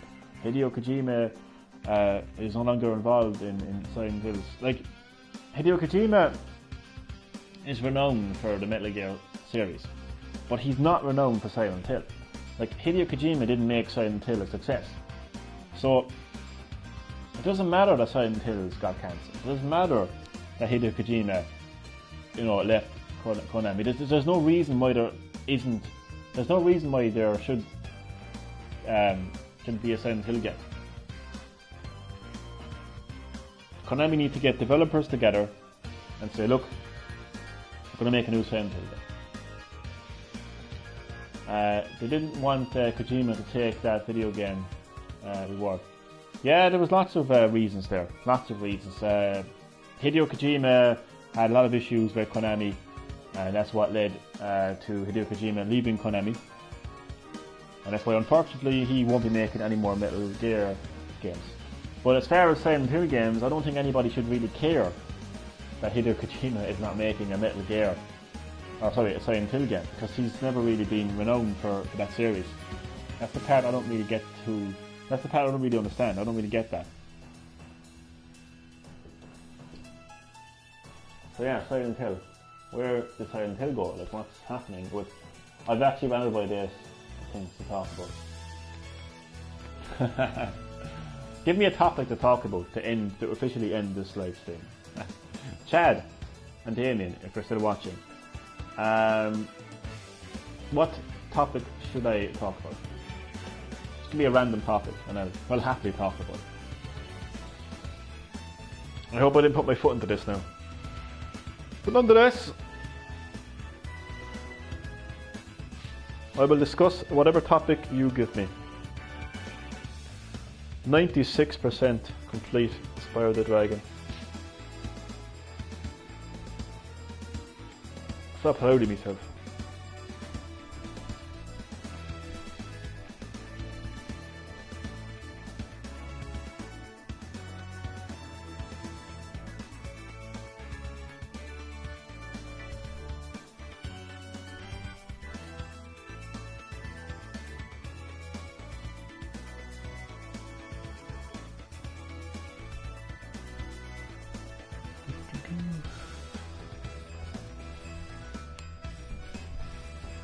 There's 2 other Spyro games in the trilogy, obviously. But what I'm hoping is that Activision finally release Spyro Reignited Trilogy on the Switch, because, come on, we all know what's happening. They just, for whatever reason. What's your opinion on the Bikini Ninja for Mortal Kombat 11? The Bikini Ninja? What's the Bikini Ninja for Mortal Kombat 11? Sorry, chat.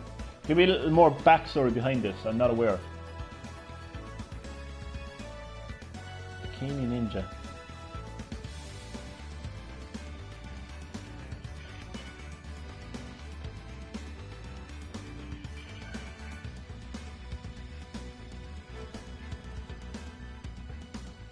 At the moment, I don't have an opinion on it because I don't know. Ninja. I know that Jade, Katana, and Scarlet, I think, are the only ninjas in Mortal Kombat 11. And so far, I haven't seen any of those ninjas. Hello, John! Welcome to the live stream. You've come at a bad time because I'm actually closing the stream now on this topic. The female characters show less clothing and have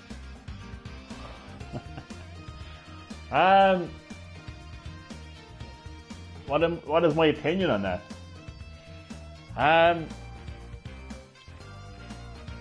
My opinion is that's how females look.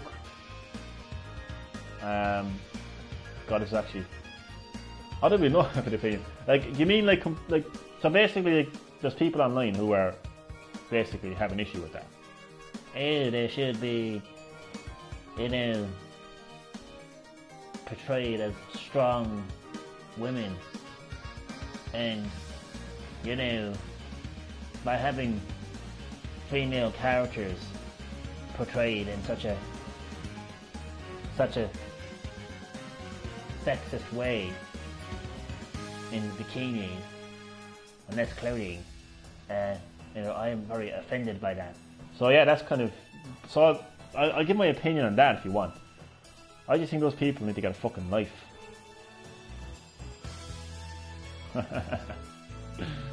That's what I think. I think it's a video game. Like, it's a video game. Like, those characters can also shoot energy rings out of their hands. One female character has the ability of blood magic, where she can like basically drain the blood of other characters and turn into blood. For God's sake, like, you know, there's a lot of things happening in that game that are not real, so yeah, it's actually a hard topic to have an opinion about, actually, Chad. But yeah, I just think people need to stop being so serious, stop looking at, you know, fictional content and taking it too serious. I mean, like, Mortal Kombat does not take itself serious at all. I mean, it's come on, like, it's Jesus, like, Mortal Kombat has never taken itself serious. It's a fun video game aimed at adults. You know, it's violent, it's gory, you know, and it has female characters that wear bikinis.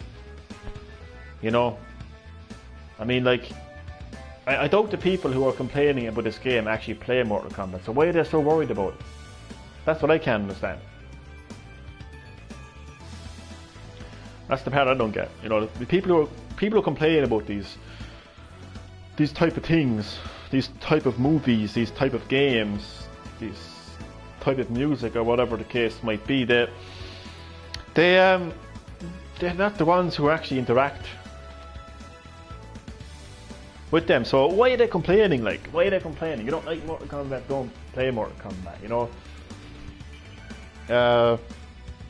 Yeah, that's my opinion about that. It's women who complain about the censorship of Mortal Kombat 11, and then the other women who complain about the censorship of the women in Mortal Kombat 11. Yeah, so basically just a lot of women complaining, nothing new in life. Oh man. Tell me something I don't know. Oh man. But on a serious note, well, not a serious note, but again, like, I mean, somebody who complains about a game, you know, if they don't like something in that game, you know, it's I see the irony, yeah. I mean, the irony, I'll give you irony. I'll give you irony. This is irony, okay? Extremist feminist women who complain that, you know, you don't see women in starring roles in video games. Why aren't there any women in the video games? You know, these women will complain that there's no women in the video games, and even if they are women in the video games, they'll complain, you know, they don't get a leading role or they don't get taken serious. Mortal Kombat 11. The main villain in the game is a female. I'm actually going to say her sidekick. I know that Joyris or Jairus, whatever it's called, is technically her sidekick, but I'm going to say that actually her sidekick is actually Cetrion. Her daughter is a female. And look, if she isn't her sidekick, then she's definitely one of the main characters in the game other than Chronica. She killed all of the Elder Gods.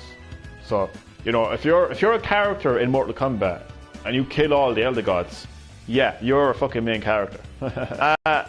And there is, if you don't like a game, don't play the game. Yeah, simply put. Well said. Simply put.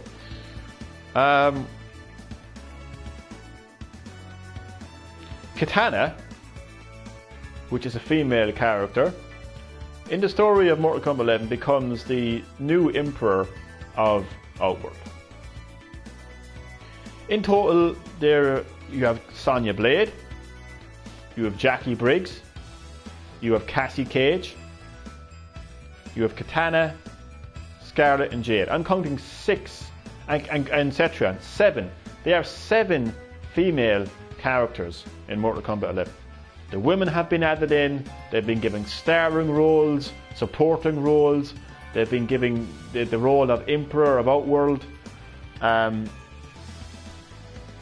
But of course these people are never happy. You give equality to these people and they're still not happy because they want to be the victim.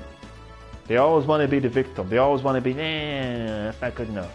I'm still a victim.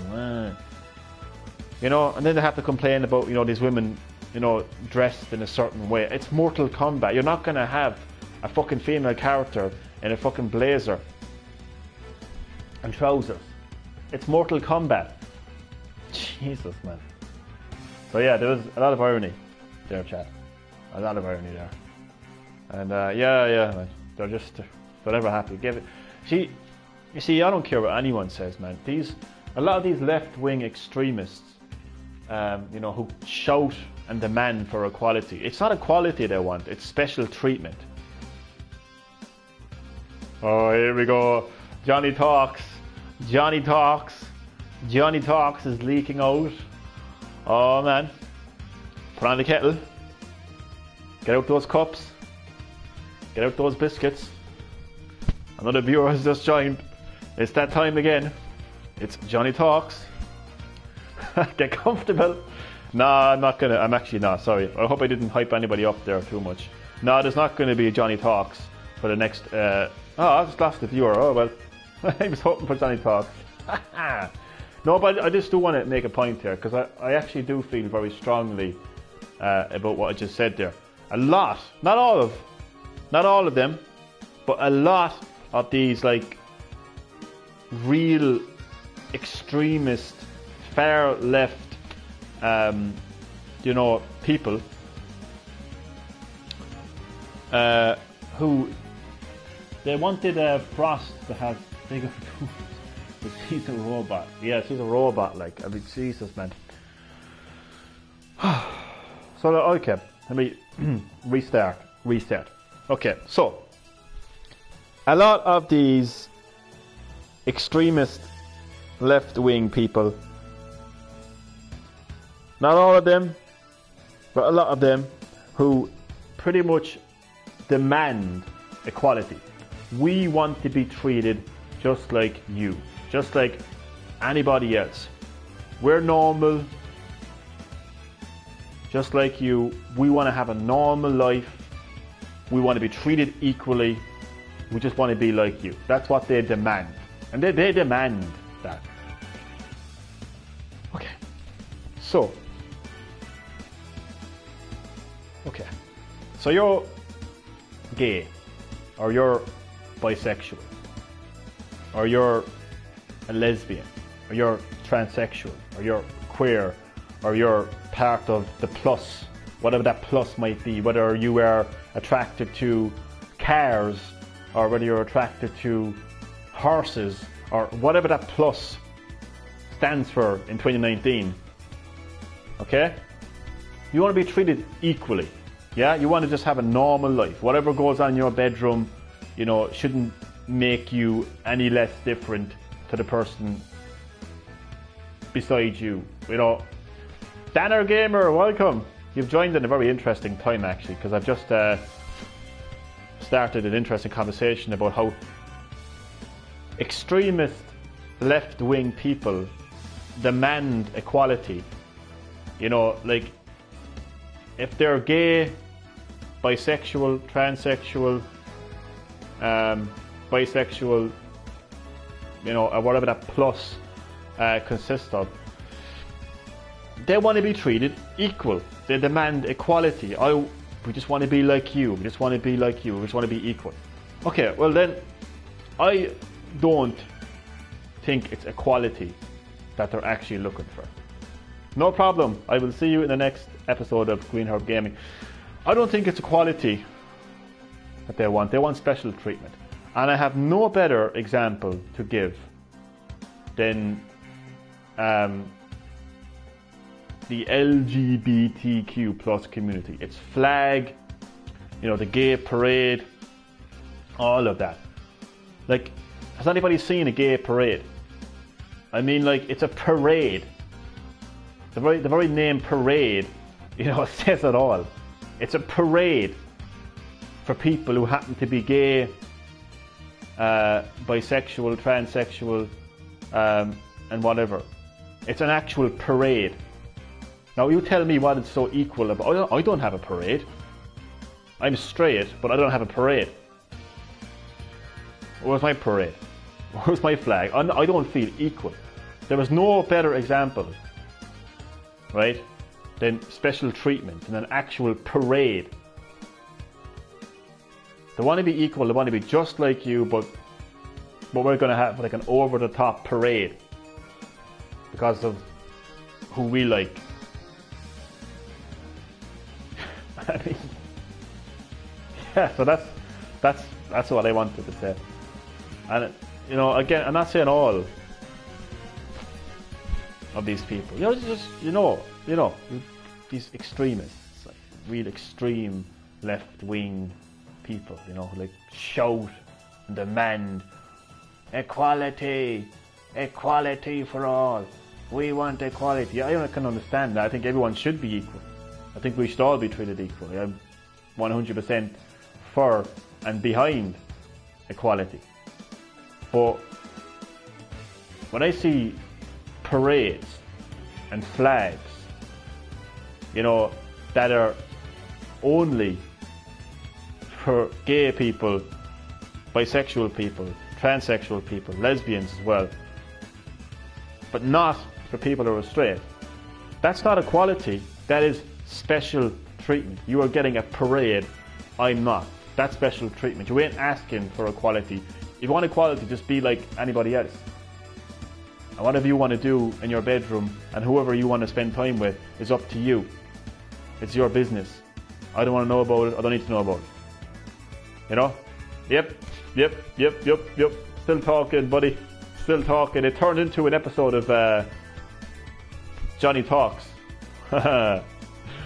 Oh man, it happens, man. It happens. It's like my alter ego just comes out every now and again. You know, I go from Green Herb Gaming to Johnny Talks, just like, you know, Bruce Wayne goes from Bruce Wayne to Batman. You know, it just happens, man. It just happens. And actually, a bit more like Jekyll and Hyde, really, kind of a thing. You know, you just never know. You just never know when Johnny Talks can just spring up and catch people by surprise. But yeah, I just got talking about crazy, psychopathical, extremist, left-wing people who scream and shout for equality. But it's not equality that they want, it's special treatment that they want. Because I'm straight and I don't have a parade.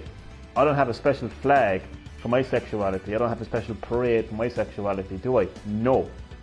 So how is it equality? It's not equality. They just want to be treated special. They want to be treated special. Like, if you want to be equal, just be like anybody else. Just talk like anybody else, dress like anybody else. You know, Spyro face reaction is perfect. I think Spyro's face is like, he's getting tired of listening to me. That's Spyro's face right now. But yeah, I'm gonna end up repeating myself over and over again if I don't kind of put an end to that part there. But yeah. I mean, I would call anybody out on that. I'm telling you, I'd call anybody out on these people who demand equality. And I would call them out on their bullshit. I would look them in the eye and I would say, it's not equality you want, it's special treatment you want. Because let's face it, now I'm only speaking for the Western world here, okay? I'm only speaking for particularly Ireland here in Europe. Like, if you're gay in Ireland, you're like the cool kid in school. I don't care what anyone says.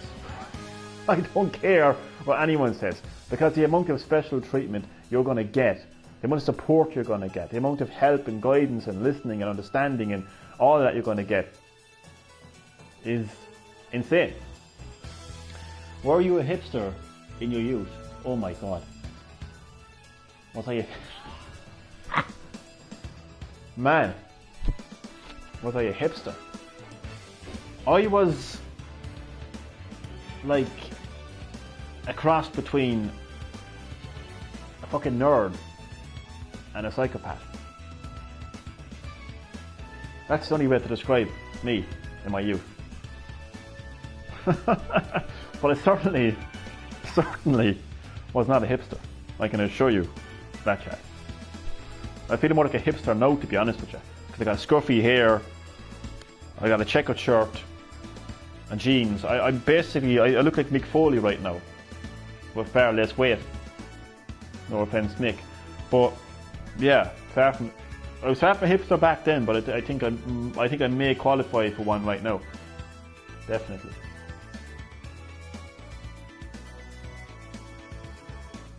%100%.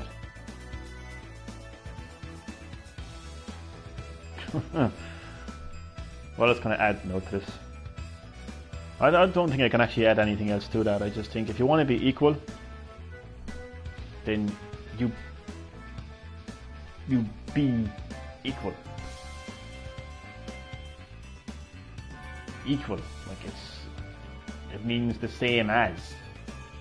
It's the same value. Like, should I really have to give the definition of equal to people? I don't think I should need to give the definition of equal and equality. I think we all know what equality means. So if you want equality, just say you're a journalist and you'll qualify. Yeah, I'm an investigative journalist. I don't think investigative journalists get very far in 2019. I think I have terms like fake news thrown at them, conspiracy theorists thrown at them, I'd actually feel sorry to be an investigative journalist in today's world, because what that is, it's somebody who delivers news from their perspective and from their findings and from their own morality and their own mind. Like, they're not told by higher ups in suits whispering into their ears what they can and cannot say, what they should talk about and what they shouldn't be showing, and because that's what mainstream media is. That is what mainstream media is. But I ain't gonna talk about that. But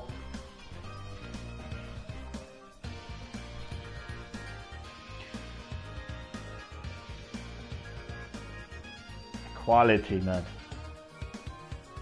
Equality.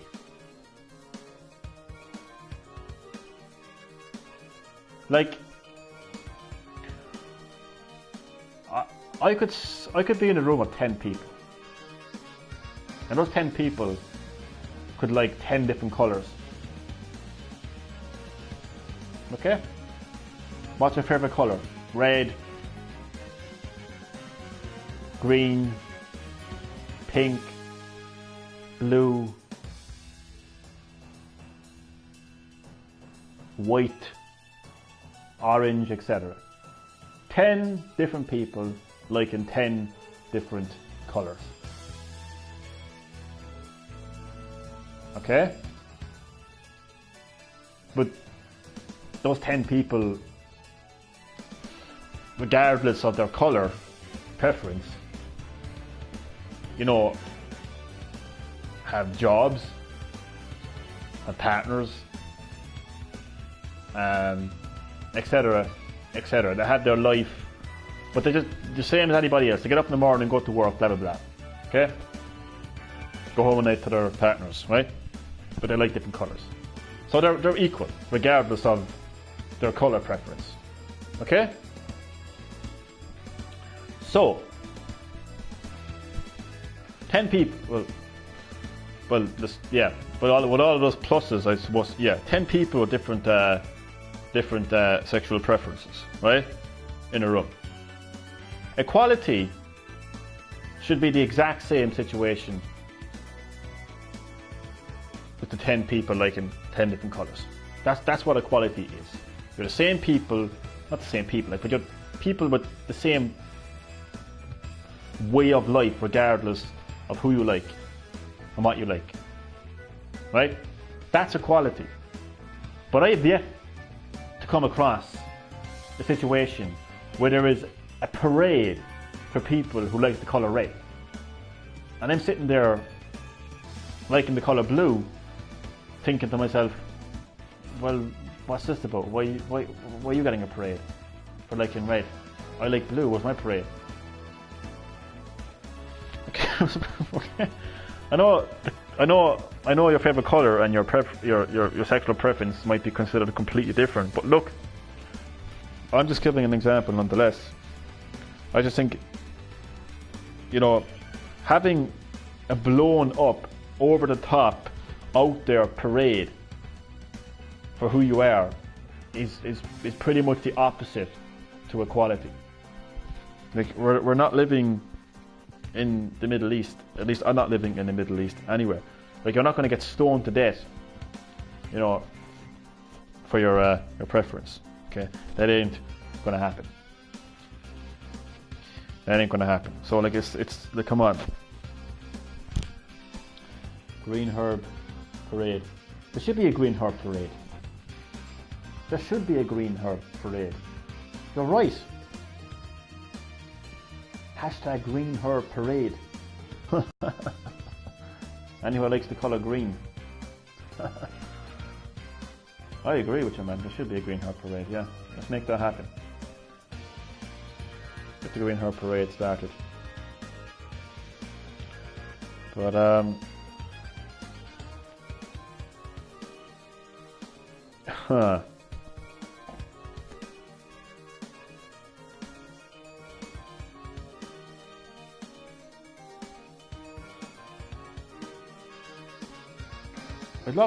I'd love to hear what a left-wing extremist gay, right, has to say about like a real strong like practicing Muslim's faith, because and we all know that Muslims don't like gay people. Only the same could be said about Christians too, though. I'm not gonna lie. But like, I don't know, I don't know, I just want to see that kind of dialogue kind of like unfold in front of me, you know. Let's see. Oh yeah, let's just see what happens there.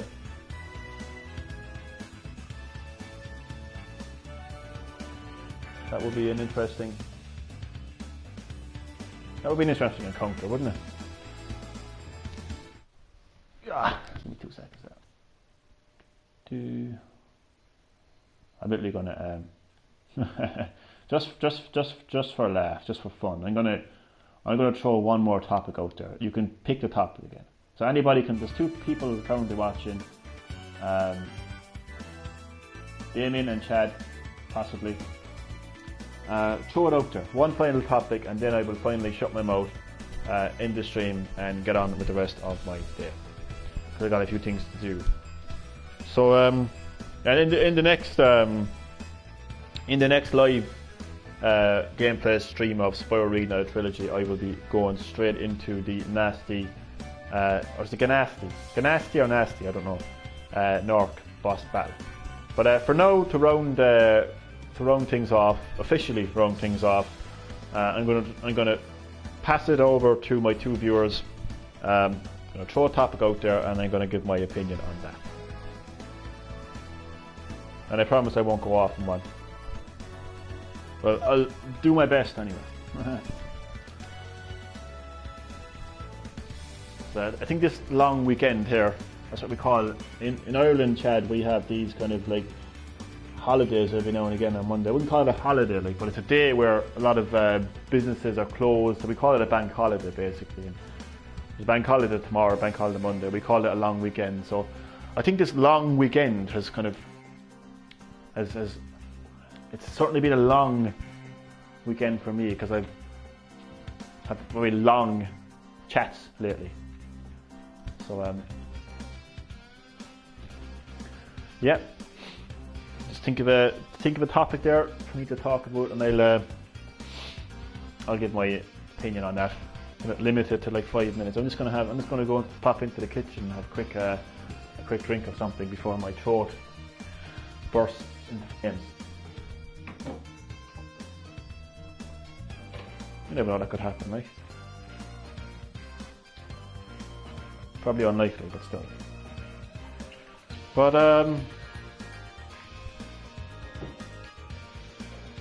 so hopefully by the time I go back into my sitting room, I will be looking back at a topic to give my opinion on it. Nope. I'll give my opinion on Green Hill Parade if you want.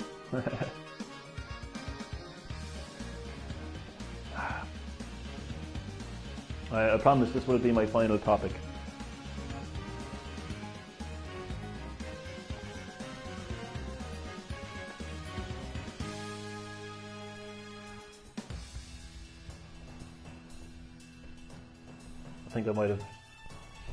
I think I may have put Chad and Damien to sleep. I may have went for a 5-mile jog, knowing that by the time they come back, I'll be still talking.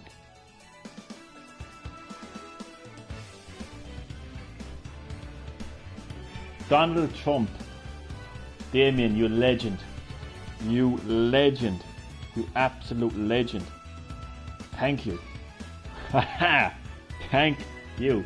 Random topic. You ever had sleep paralysis?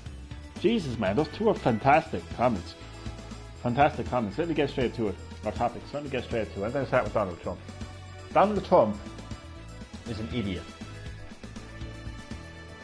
He's an idiot. He's an idiot with intelligent topics. He's an idiot who has very relevant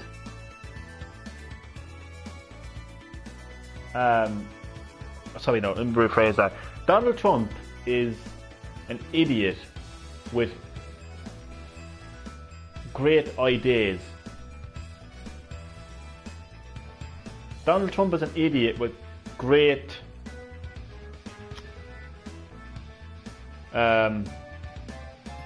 beliefs and ideas.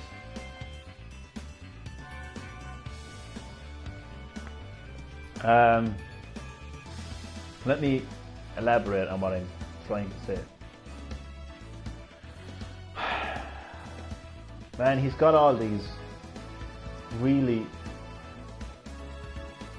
Like, he wants to protect America. Okay, he wants to protect his borders. But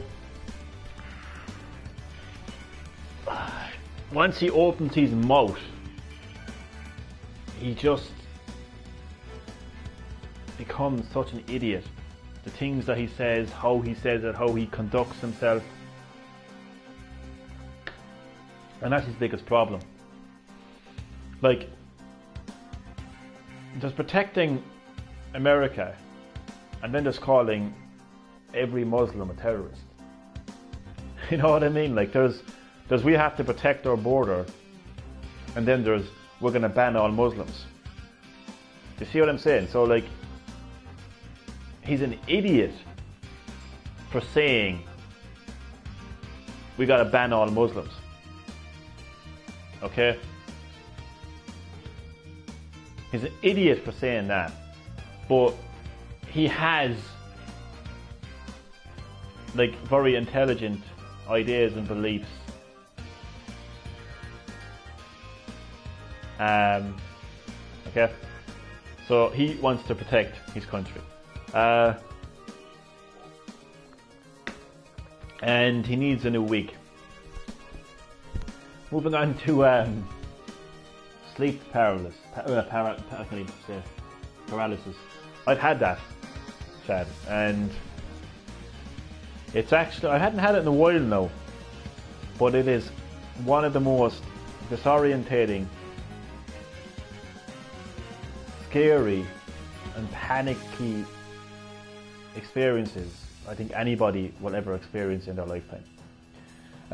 My experience is a little bit different to what other people have. Some people are like, they're basically, like, it's sleep paralysis is when you're consciously awake but not physically, as in, like, you know you're awake but your eyes aren't open, or at least in my situation, I know my eyes aren't open, and you can't move. And it almost feels like, at times it almost feels like you can't even breathe, and then you force yourself to kind of like jump basically and physically wake up. Some people have had situations where they actually can, like, see somebody in their room, like a weird monster in their room, or hear something. Now, thankfully, Mother of God, thankfully, that has never happened to me. Because I think if that happened to me, you would hear the scream. No matter what part of the world you're from, you would hear me screaming. So my experience again of sleep paralysis is I'll mentally wake up, consciously wake up. I'll be lying in bed, I'll be stiff, I can't move. I don't mean stiff in that way, by the way. But yeah, so I wouldn't be able to move, and you'd almost kind of like find it hard to believe, or hard to breathe, kind of a thing. And it's scary. It really is. So, if only Donald Trump could articulate his words, and sleep paralysis is fucking scary. So yeah, I'm just going to stop talking now. So I just want to say thank you, Chad Middleton and Damien and Milkman the Gamer was here for a bit as well. L4. L4 Electricity Kid was here for a bit. Who else was here for a bit? Dan Air Gamer was here for a bit as well. So thank you all for watching. I had it before, but I was dreaming of a ghost. Holy shit, man. Holy shit, that sounds fucking scary enough. So, yeah. So, see you later, chat. See you, Damien, buddy. So, shout out to Galaxy Gamer, Damien Sewell, Chad Middleton, Milkman the Gamer, Aidan Denston. Shout out to all of you people. Check out their content, subscribe to them. And I will see you in the next live stream. Thank you for watching, and goodbye.